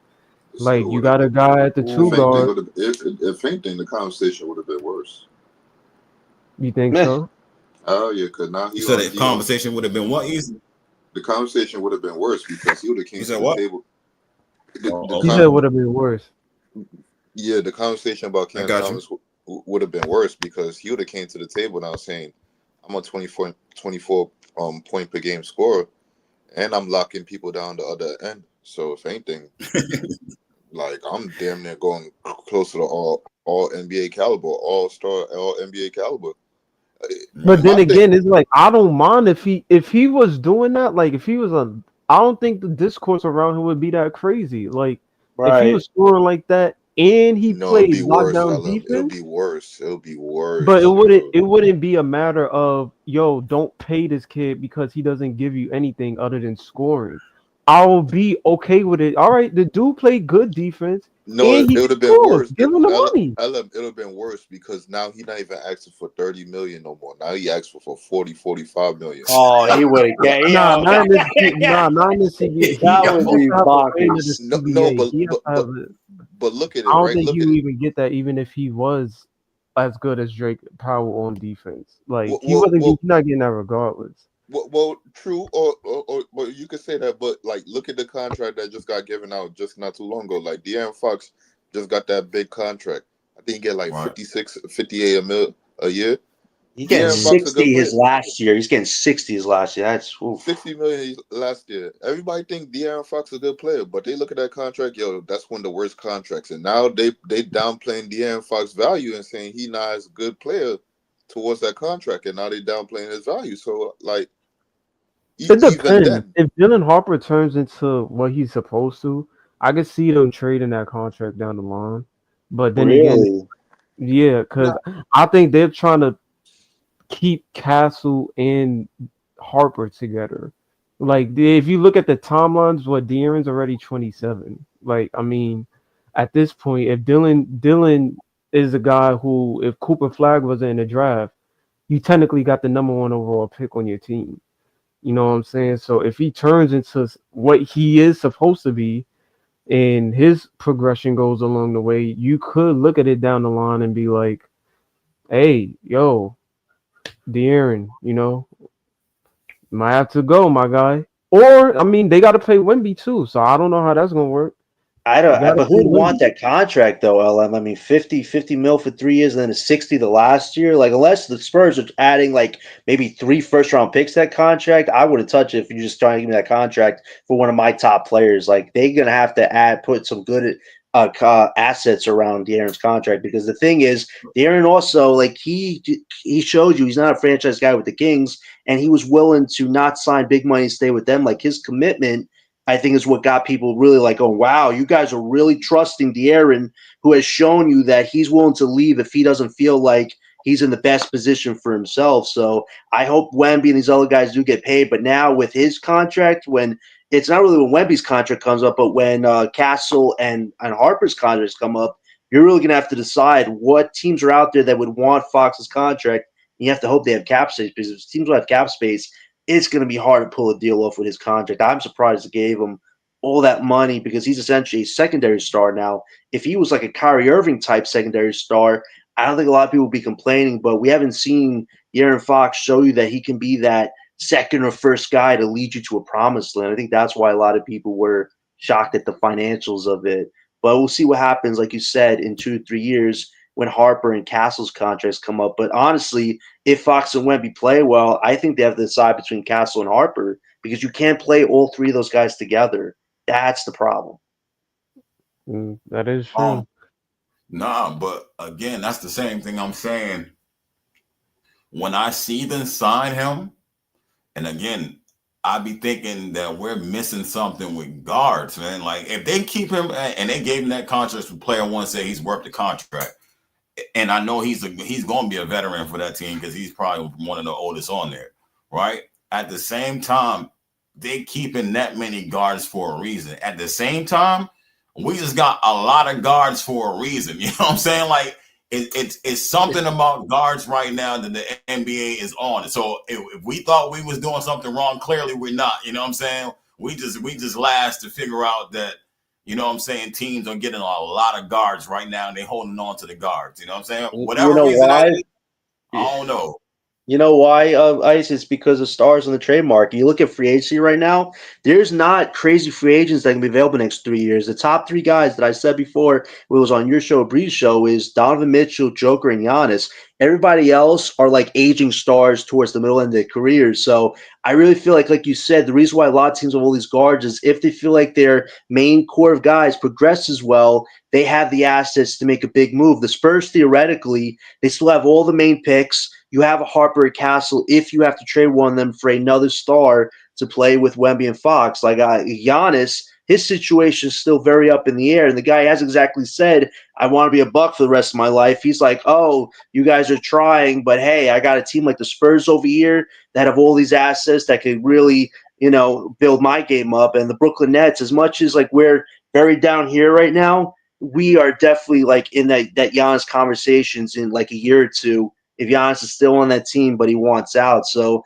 I agree with you. There's a reason why a lot of teams are saving up these guards because if you're going to make a deal for a star, guards are a hot commodity, and so are your draft picks. And we have four picks from like four different teams right now. So for the Brooklyn Nets, if you do get that franchise guy in the draft, you could make a big move for Giannis at the same time. So I think that's why we made the Ben Seraphim move. But still, at the end of the day, I wish if we drafted five guys, I had five guys that I know could be rotation or bench guys instead of just expendable pieces. But at the same time, I feel like the trade market is when a lot of teams are going to do those big type moves now because free agency, like we saw this year, it dried up quickly. So if stars do sign extensions the next 2 years, or they're unhappy stars, the Nets definitely be one of those teams where we have the picks, we have all these guards. It's just when is the right time to make that move. I think you could see that move after the 2026 draft for the Nets if these guys do start panning out a little bit. All right, LBL, you there, bro? Yeah, man. Hey, All right, LBL. so What's going the on, topic fellas? and ain't nothing. The topic was just talking about it was Yegor a reach? So I went back, I looked at everything, knowing what we know about the draft, knowing what the Nets were looking for, and seeing who was picked after Yegor. And I Uh-huh. was just saying, like, to me now, and what we was talking about earlier, it doesn't seem like it's a reach. So to you, I want to know if you need me to read the names back over to see if you think it would be a reach. You know what I'm saying? So you need me to read the names back over for I the draft. guess you could go. I guess you could go from 9 on. All right, I'm gonna go 9 on. So From nine nine to is 19. I go Go no ahead. 9 to 14, 9 to 14 because that's the lottery. You Okay. want to go? All right. So Colin Murray Boyles was 9.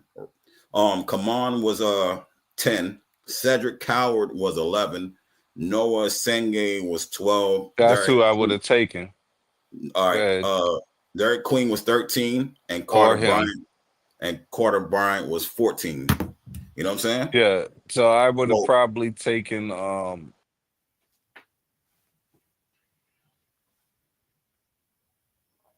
you still there?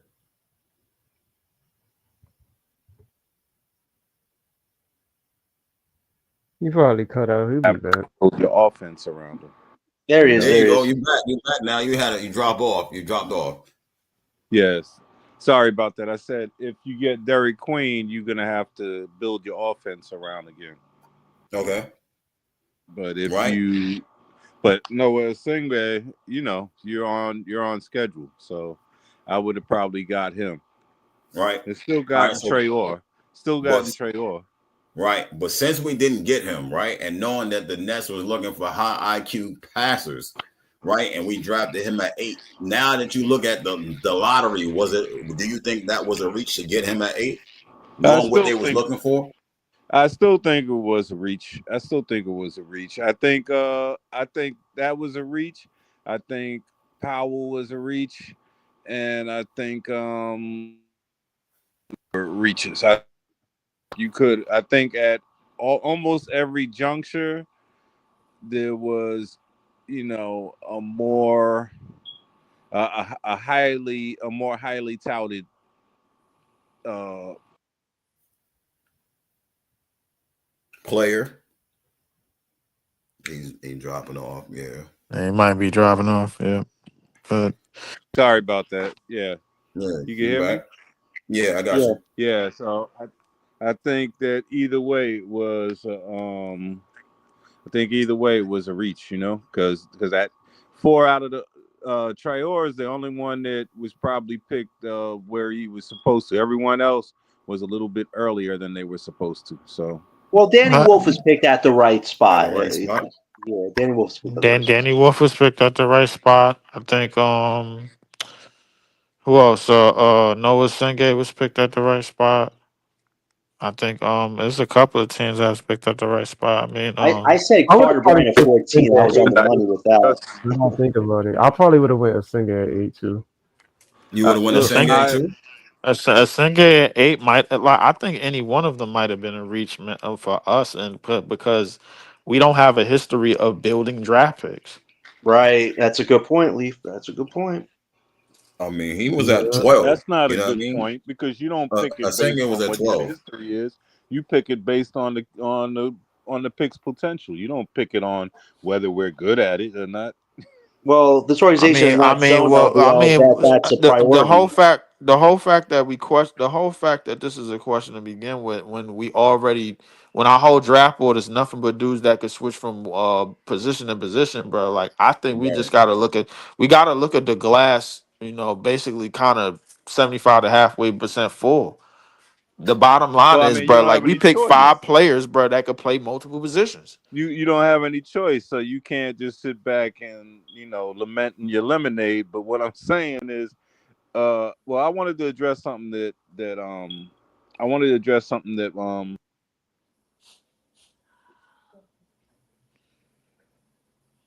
Boy, your service is in and out, boy. I ain't gonna lie, yeah, If Yeah. yeah. you're walking, if he's walking outside his house, Are that's you why, there? probably. Hello, are you there? Was the tower? Was that the Yeah. Verizon Yeah, joint? Hello, are like, you there? Yeah, I don't know what's going on. You can hear me? nigga, LB get Yeah, we can hear internet, and you. LB internet getting swiped by somebody that moved right next door to them and build a trap house, bro. Yeah, that's wild. But I wanted Yeah, I to got address you something now, that you LB. said about the Spurs, Go because ahead, go ahead, go ahead. on the You can talk about that. surface, you look at it, and he was, you know, touted as the second pick. So they traded. I mean, so they went ahead and Dang. Damn, Man, Yeah, you he gotta got walk around with a swiped. satellite with I ain't gonna lie. I'll come is back it? on. Yeah, check Somebody in it. the Yeah, Yeah. yeah. somebody in the Leave him and government come keeping back. Yeah. tabs on him. That's what this Whoa, is. whoa, whoa, whoa. This is for you. All entertainment right, purposes only now. Yeah, yeah, He and did say entertainment. that, but only thing I will say is I agree with him on, like, regardless of history, you gotta choose best player. I mean, if they thought Diego was the best player, then I mean, I don't know. It is what it is, but I think yeah, I think they thought Jago was probably the best fit at for the time, You but know at the what? same time, they wasn't 100% built on it because we picked a couple of more point guards. The Spurs got a bunch of point guards, bro. Ain't nobody talking about them because they got Wimby. You know what That's it what I'm is? saying. Go ahead, John. After the Fears move, I think what Sean the organization's mindset could have been was we don't see that number one guy we could build around, so let's get the supporting cast of guys that have complementary skills to what each other's main skills are, which is the playmaking, which is guarding different positions. But now it's like, how can we hopefully next year get that number one guy to fit with these connectors? And I think we can just hope for this first year is that these guys do work on the weaknesses. The playmaking obviously is their strongest suit, but you definitely see these guys make those little strides on the things they're not as good at. I think, but I really have a problem with the who we drafted just besides Ben Seraphim. I don't feel like his skill set is anything that's going to be spectacularly crazy. But having Powell's defense, having Danny Wolf's playmaking and shot blocking, and then you have Nolan Traore's speed and ability to show a little bit of offense, and then you have Yegor, who really is our main guy, but he's also a wild card of sorts because his potential, we don't know what his full potential is, but we definitely could see what he could be in 2 years. And you really do hope he maximizes that with getting stronger, getting quicker, and being that ultimate combo wing guard. If he can hit that ceiling, then damn, he could be that third or fourth guy behind whoever you draft the following year. So I just think, though, the reaching of the bench raffle, you didn't have to do that. There were definitely some other options that I just feel like this organization didn't want to take the risk on because maybe that guy would have been too good, and then we have to pay that guy. So I think they took that That thing where that it's like, doesn't let's make get any guys that we don't have sense. to What do you financially mean? go too crazy on. Like there were definitely potential guys who that could No, have I mean, been, what do you mean that he might be too good, so we'll have to pay him? I mean, if you look at it logically, LBL, I'm if we listening. got a Yeah. Maluak or a Senge and Hmm. they were really good, look how bad they're doing with Cam Thomas financials. They really want to pay the guys that could be really great, No, or I they want to mean, pay the guys but that you could but financially be good support guys so for that what you're franchise guy saying? you draft. So let me understand this. So you're saying if we got another guy, and like slowly but surely he started progressing, then he led up to his potential, and he did everything, within the 4 years, and now he's up for a bigger contract. That's what we're trying to avoid. I mean, look at how bad Sean That Marks doesn't is with make any money. sense. No, but LBL, look how bad Sean has been with the financials. He's overpaid guys who have limited skill sets, but they fit his role for what makes a basketball player a good basketball player. Whereas you have Cam Thomas, who offensively was better than any of those guys Sean Marks paid, besides maybe Kevin Durant or Kyrie Irving, and. But other than that, like those guys weren't like dynamos as far as versatility goes. So Sean Marks maybe had this mindset of, there's some guys who could be really good, maybe too good. So let's get the guys that are limited certain areas, but they could be great supporting castmates. Like that definitely has to go through your mind when you don't go after guys that could really fit what you're looking for, like a Nick Clifford, an Oscar Well, Noel, a Maxine Reynard, or a but I Sheer think you're Fleming. not. But I don't think you're giving. I don't think you're giving Marks enough credit here in terms of you're Credit for saying what? this like because you just said what you said about he doesn't want to pay he doesn't want to pay Cam Thomas, but he's drafted players, believe it or not. I know Breezy will jump on here in a hot New York second, but He's paid guys. I'm saying he's had guys who have actually played better than Cam Thomas, who he's drafted. Give me You those can't tell names. me Yeah, give me those Jared names. Allen, Jared Jared Allen. Okay, Allen, Jared Allen. Yes. Jared Allen has played better as a Karis net LeVert. They were net. both better than him. Yeah. I mean, like, they were on I a mean, you playoff. know, they didn't score like him, but they I were mean, better I, players. I put it to you this way: Jared Allen, Claxton, Karis LeVert, they were all on the playoff team with rat ass D'Lo. They were all on a playoff team, and they were all playing underneath what you call it under Kenny Atkinson. I get that.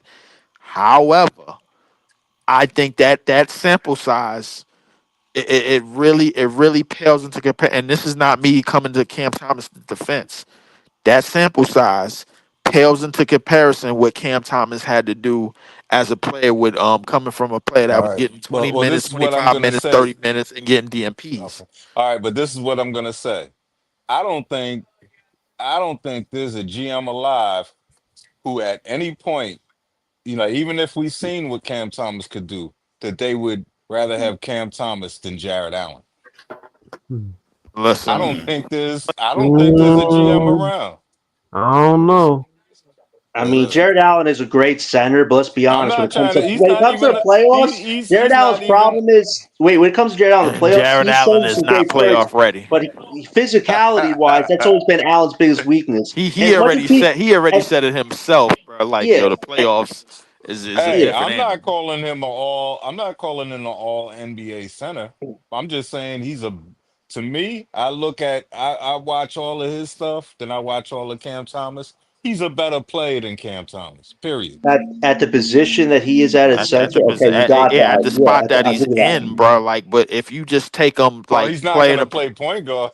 So I what are mean, you but if you saying? take him, but if you take listen, I think the compare like calling Jared Allen a better player, then whatchamacallit it, that means that would imply that Jared Allen is elite at something, bro. Like, and No, no, it doesn't. No, it doesn't. It doesn't imply that. I'm saying he's probably like, you know, he might be like a top 10 center, right? There's 30 centers, there's 30 starting centers, right? He might be a top if 10. if Jared So Allen I'm is saying he might be at the if, end of the top 10, right? I So mean, that's what I'm saying. I look at his comp. If we doing But that, what then I'm let's look saying at his is, comp and let's look at okay, Cam Thomas comp at the good, two. good. You know what I'm saying? Like I'm just saying Cam Thomas could score, but you know, I'm saying he just hasn't been that does impressive to me. Does Cam Thomas scoring as an individual player hold more like do more and hold more weight than Jared You Allen's know what? shot It's blocking you see, or and rebounding? here's what I'm gonna say. It's hard. I don't want to be unfair to Cam Thomas because when Jared Allen did it, he went from being on a losing team to What? being on a winning team, right? But A floor manager. Cam Thomas, we don't know because Oh. he didn't get the daylight when they had the winning team. And then by the time he played, we were a losing team. You No, know No, what it's I'm not. saying? But that's very Cam's fair. never played on a. Hopefully it doesn't. We never really seen him with more minutes on the winning team, like That's Yeah. what I'm or trying to with minutes say. Yeah. on the That's what I'm like saying. you don't. So we So wouldn't really know. I can't say that. Yeah, so that's what I'm saying. Yeah. I can't say that. I And I could say kind of feel one bad thing. for him I could because next say year he's playing through a losing team again. and I could say one thing, even though you're criticizing, even though Leaf and John are criticizing um Jaron Allen, he is part, he is like part, he's a starter on a very good team.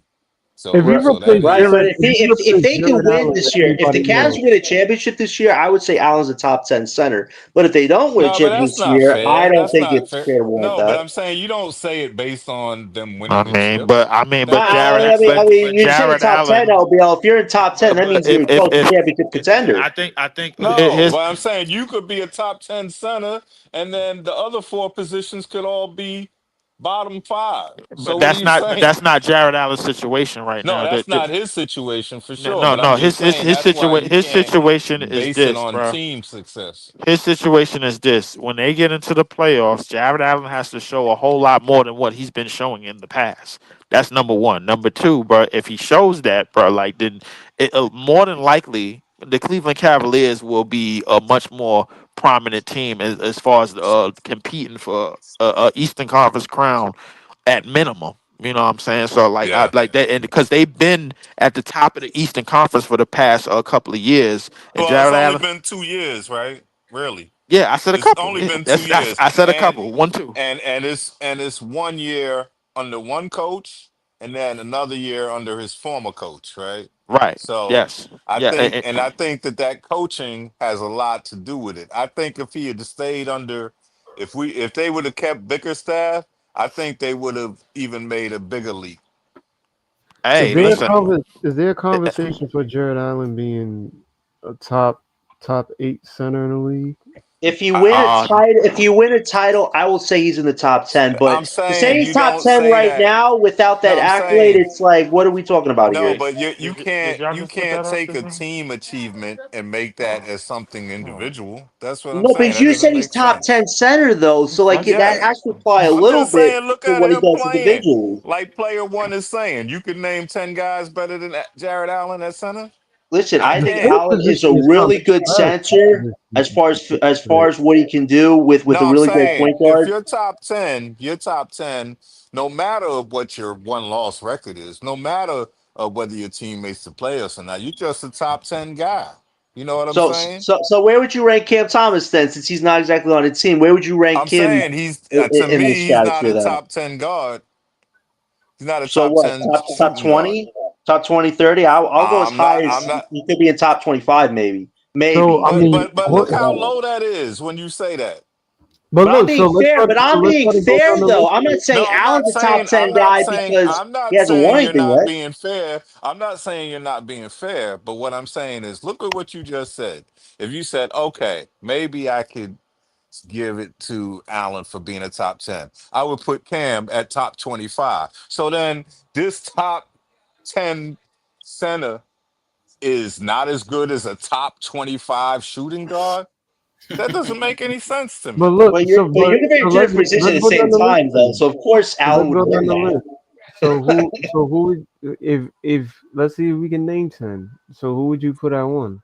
I mean, you Joker, you got Okay, Embiid healthy. Joker one, And Embiid two. Embiid, I would put Embiid Yes, there right now. yeah, He's hell really yeah. good. Now, Embiid is now, too. hold on, Hell hold on. yeah. Embiid You can healthy hate on them. definitely is You two. can hate on them Embiid all you healthy is want. Are you two. telling me? Is You telling me that you could hate he a top on them 3 all you center in the want, but you're league? That's telling me I'm Embiid smart. is not a top 10 center, John? He had one MVP season. We're talking about the longevity, right? We're trying to be fair here. Nikola, he's at top one because look at his What are you career. saying? But I'm saying. So All you're right, saying so Embiid is not a So top Embiid 10 is center? Embiid better than Anthony Davis, the man made out of glass? I know, but is Anthony Embiid Davis better? is a forward.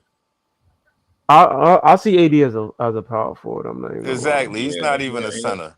He should Yeah, be he's a not center. I don't know why that guy wants to be a No, power he He plays should. forward. better at the Why would four. he see? You would be ruining his career because He likes everything that playing the he's four. ever What? done, everything that he's ever done where he's played his best has been at power forward. Oh. Yeah, Yeah, he let's see has how been. that works with Dallas, man. So Uh, we got Jokic. Who would y'all it's put at gonna two work then? with If Dallas not because Embiid, he got a center. two, two is Embiid, right? I Two would is put Embiid Embiid. at two. Yeah, he's got to Embiid be is two. But I'm saying, who would you put at two if not Embiid? exactly. I Yeah, would Um, say I think Bam Adebayo could be at that. I think Bam has really evolved his game the last few years. He's been to the He's got finals the too same before. game he's had for 4 or 5 years. Wow. Okay, but he's been to I'm the finals saying a I few haven't seen times. him step up and start scoring 25 a game like Embiid has. Yeah, but you also look at the depth around. Miami's had a lot more younger teams, and him and Jimmy were like that main combo for a while. But Myers see, Hero. now you want to go back to the team stuff. Now Victor you want to go is back to Victor the team. is Victor a center? Is Victor a center? I'll count him Wembanyama? Maybe. as Yes, he's a center, so he's got to be up in the top five, right? Already. a. Yeah, I'll yeah. I'll put him at five. Wait. We Uh, putting who He at might five? be three. He Wemby, might Who? be Wemby, three. Yeah, he might be three. Wemby. Wimby. It's a possibility that Wimby might be three right now. Yeah. Depending But on how all this I'm Um, season saying goes, is he might be three. there's not a lot of But if great you putting centers. So Wimby, if you but it, want I if mean, you it's want a. to throw in those other dudes, But if that's you what I'm want to saying. throw The, in, the center position is that's so what I'm weak. saying. You There's want to not a throw lot in of some good of them Is other centers in the the league. dudes. center position? Is it really? It Yeah, is. I Want to can't throw name in some any. of the other I guys. don't This. beside the top three. Who is like? If you want to I throw in mean, them other guys like I'm gonna go Zach through the name. Leaf, I mean, I got I a mean, you list. can I go. got a I list mean, right. where I y'all got a put list prepared. But hold on. who yeah. else Let you us got? read the list. Let us read the You list. got Let us read the Bam. list. Let us read the list. You Hold on. got Hold on. Hold on. Bam. I'm You gonna go got through. AD. You got who Nah, else AD you? is a Hold on. Hold four. on. Hold on. Hold Yeah. on. yo, I got. Well, yeah, AD what's did move so back to the Guys, four. I just want what's to read the so list. funny? Hold Wait, on. LB, one second. Let I us got read a the list. list. Let us read I the got list. a list. I get Sabonis is on here. Right. He's on there. Yeah. Bam Yes. is on here. Right. Rudy Gobert is on here. Yeah. Rudy. Yeah, Mm. Too. Regular Alfred season. Al Sengun is on here. Yeah. yeah. Sengun. Yeah. Okay. They got Chet on here. Is Chet. Chet a center or he a power forward? He's the center. Uh, I I'll probably put him might at move him to center. the four, bro. There's a reason why they got a There's a heart reason sign. that they got All Hartenstein right, on. so Yeah. scratch Okay, that. okay. What about Porzingis. Miles Turner? Hold on, I got you. Nocturne. Porzingis. They got Porzingis. You Porz- got him. I got Miles Turner over I Porzingis. don't know All right. about Porzingis because Boston won a title without him for most of their All run. I right. don't So know. I don't. Miles is next at 11. There's two guys at power forward, and he's dropped down. So Miles is at 11 on this one, and Jared Harris 12. So with the two guys being power forwards, or one guy being a power forward, no, two guys being power forwards, AD and Chet, then Hmm. Jared Allen is right at 10.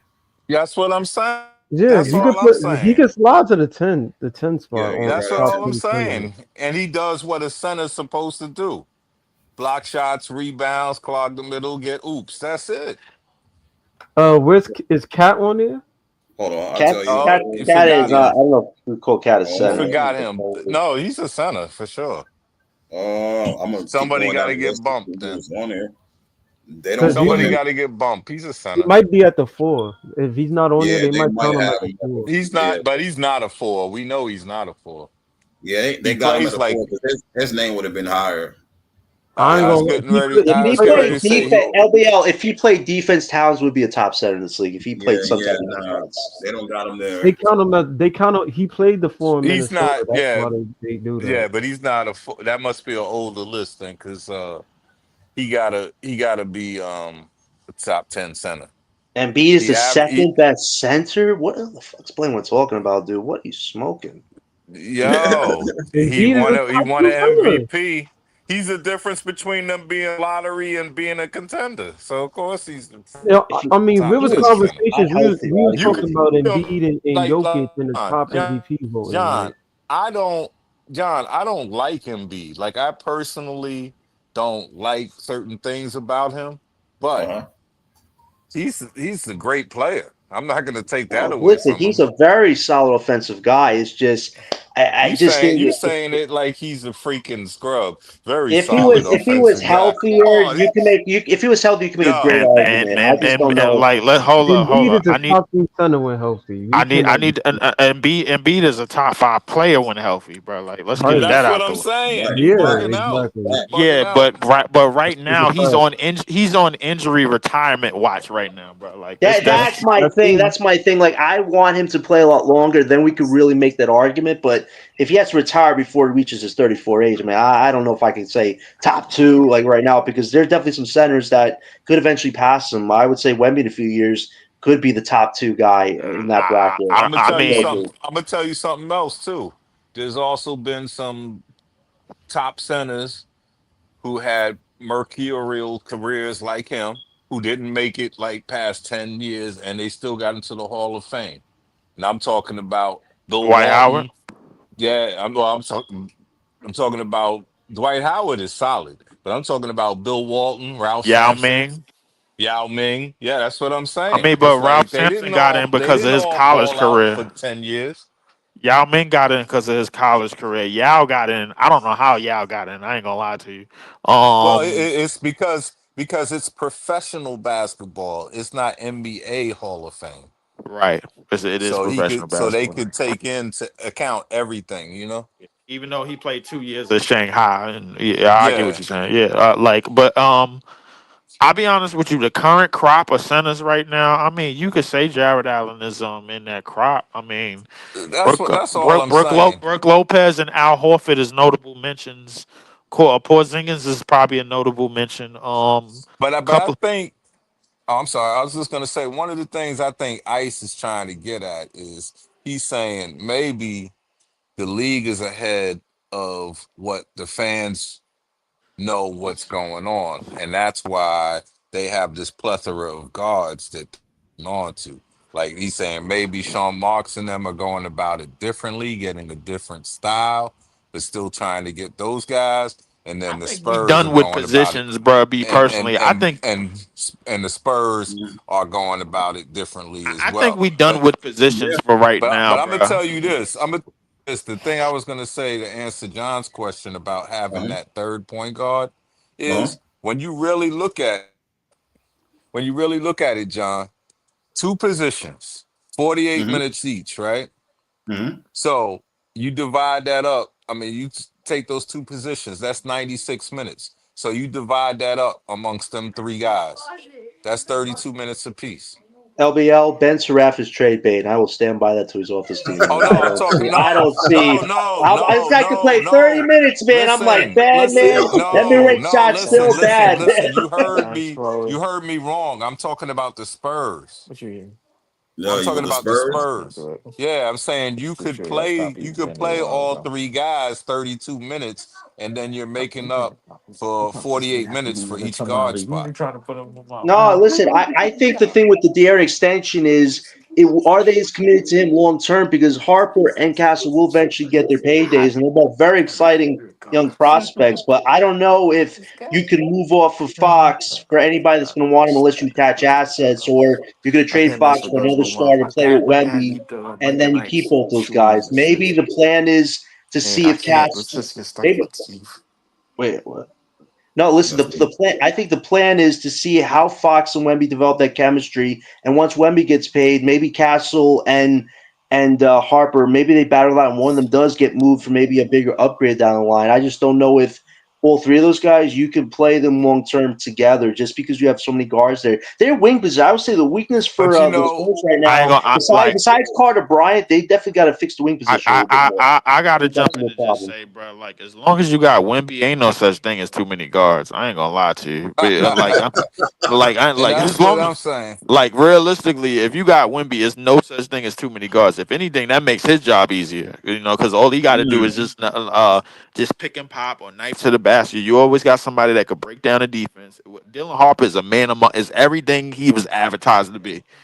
somebody. De'Aaron Fox do I think De'Aaron Fox is worth 58 million? No. A year? No. I give him about But he's maybe a four. lot. I But give him remember, 40. I'm giving him around. Hold on. I just thought about something real quick, right? Real quick with the guard position and the center position. To Right. LBL's point, last year when Claxton and Dayron got hurt, we didn't have no extra nobody. You know what I'm saying? We didn't have nobody. That's All a right, fact. and No I'm just problem. thinking right now, that just doing the math. We didn't have nobody, so they signed Drew Timmy, and they got Wolf, and then when we lost Dennis Schroeder, then we happened to get back D'Lo. But when we didn't have D'Lo, bro, we didn't have nobody else. You know what I'm saying, to run point like that. So they got three. So that tells me that like either they learning, like LBL said too, and to my knowledge, like you can't have too much of guards or you can't have too much of a center. Because if somebody gets hurt, you gotta have somebody that you, even if you got to pull them up from the G, like I got somebody who can actually and run this a little bit. You know what I and mean? what What's I'm good, eh, Woo? yeah, and what I'm gonna say, Ice, is traditionally that's the best way to carry it. I mean, traditionally when you used to only have 12 people active, you need 3 point guards, you need three centers. Because when they get into foul trouble and all that kind of stuff, you need to be able to have somebody who could still control the paint and somebody who can still control the offense. Yeah. That's what I just thought of now that we just said that, because I'm like, bro, we ain't have no centers and we ain't have no And point guards. I think what John and some other people are looking at is they're looking at, are you playing them at the same time like the Spurs? And the Spurs don't have to. As long as as long as all three of those point guards are getting 32 minutes, because Darren Fox could play the one of the two, so can Dylan, and so can Castle. So, Mm-hmm. like they're all interchangeable. So as long as you keep subbing them out and you never giving a team a break, because you're gonna see two of those three guys the whole game. That's tough. That's tough to match We up against. needed more wing depth. I think you could have got a wing. I was fine with Well, the Nolan nah, Yegor thing. I just but think the Man, Ben I ain't gonna Siakam move lie, was bro. As long as contradictory. you got Wimby, ain't no such thing as too many guards, bro. Like, listen, the Yeah, rest because of that shit Wemby's you. a cheat code, man. He's a cheat code, but we don't have the cheat code on no, this team. no, but what I'm Listen, you saying damn is, right but he a what cheat he's code. saying is, but what Leaf is saying is, you don't get a guy. I mean, you don't worry so much about that. Like, you don't put like a Jarvis who's freaking 6'5.5", 6'6". You don't put him and try to have him guard Carmelo Anthony on the baseline. You know what I'm saying? It's like, we're not saying you play guys out of position. We're just Mm-hmm. saying you play them to their maximum performance level, whether it's starting Fox and Castle, and then you have Dylan come in before any of those two could get tired, and that will wear a team down. Having to Mm. play those three guys 32 minutes a piece, Uh, that's tough. if That Dylan, depends if they actually play those minutes. if So they playing that well, bro, like, and you playing three of them 30 something, like that means Dylan is possibly looking at 6 man of the year. Yeah. no, If that's the that's case, the bro. work. But the thing That's is, what I'm Looking at saying.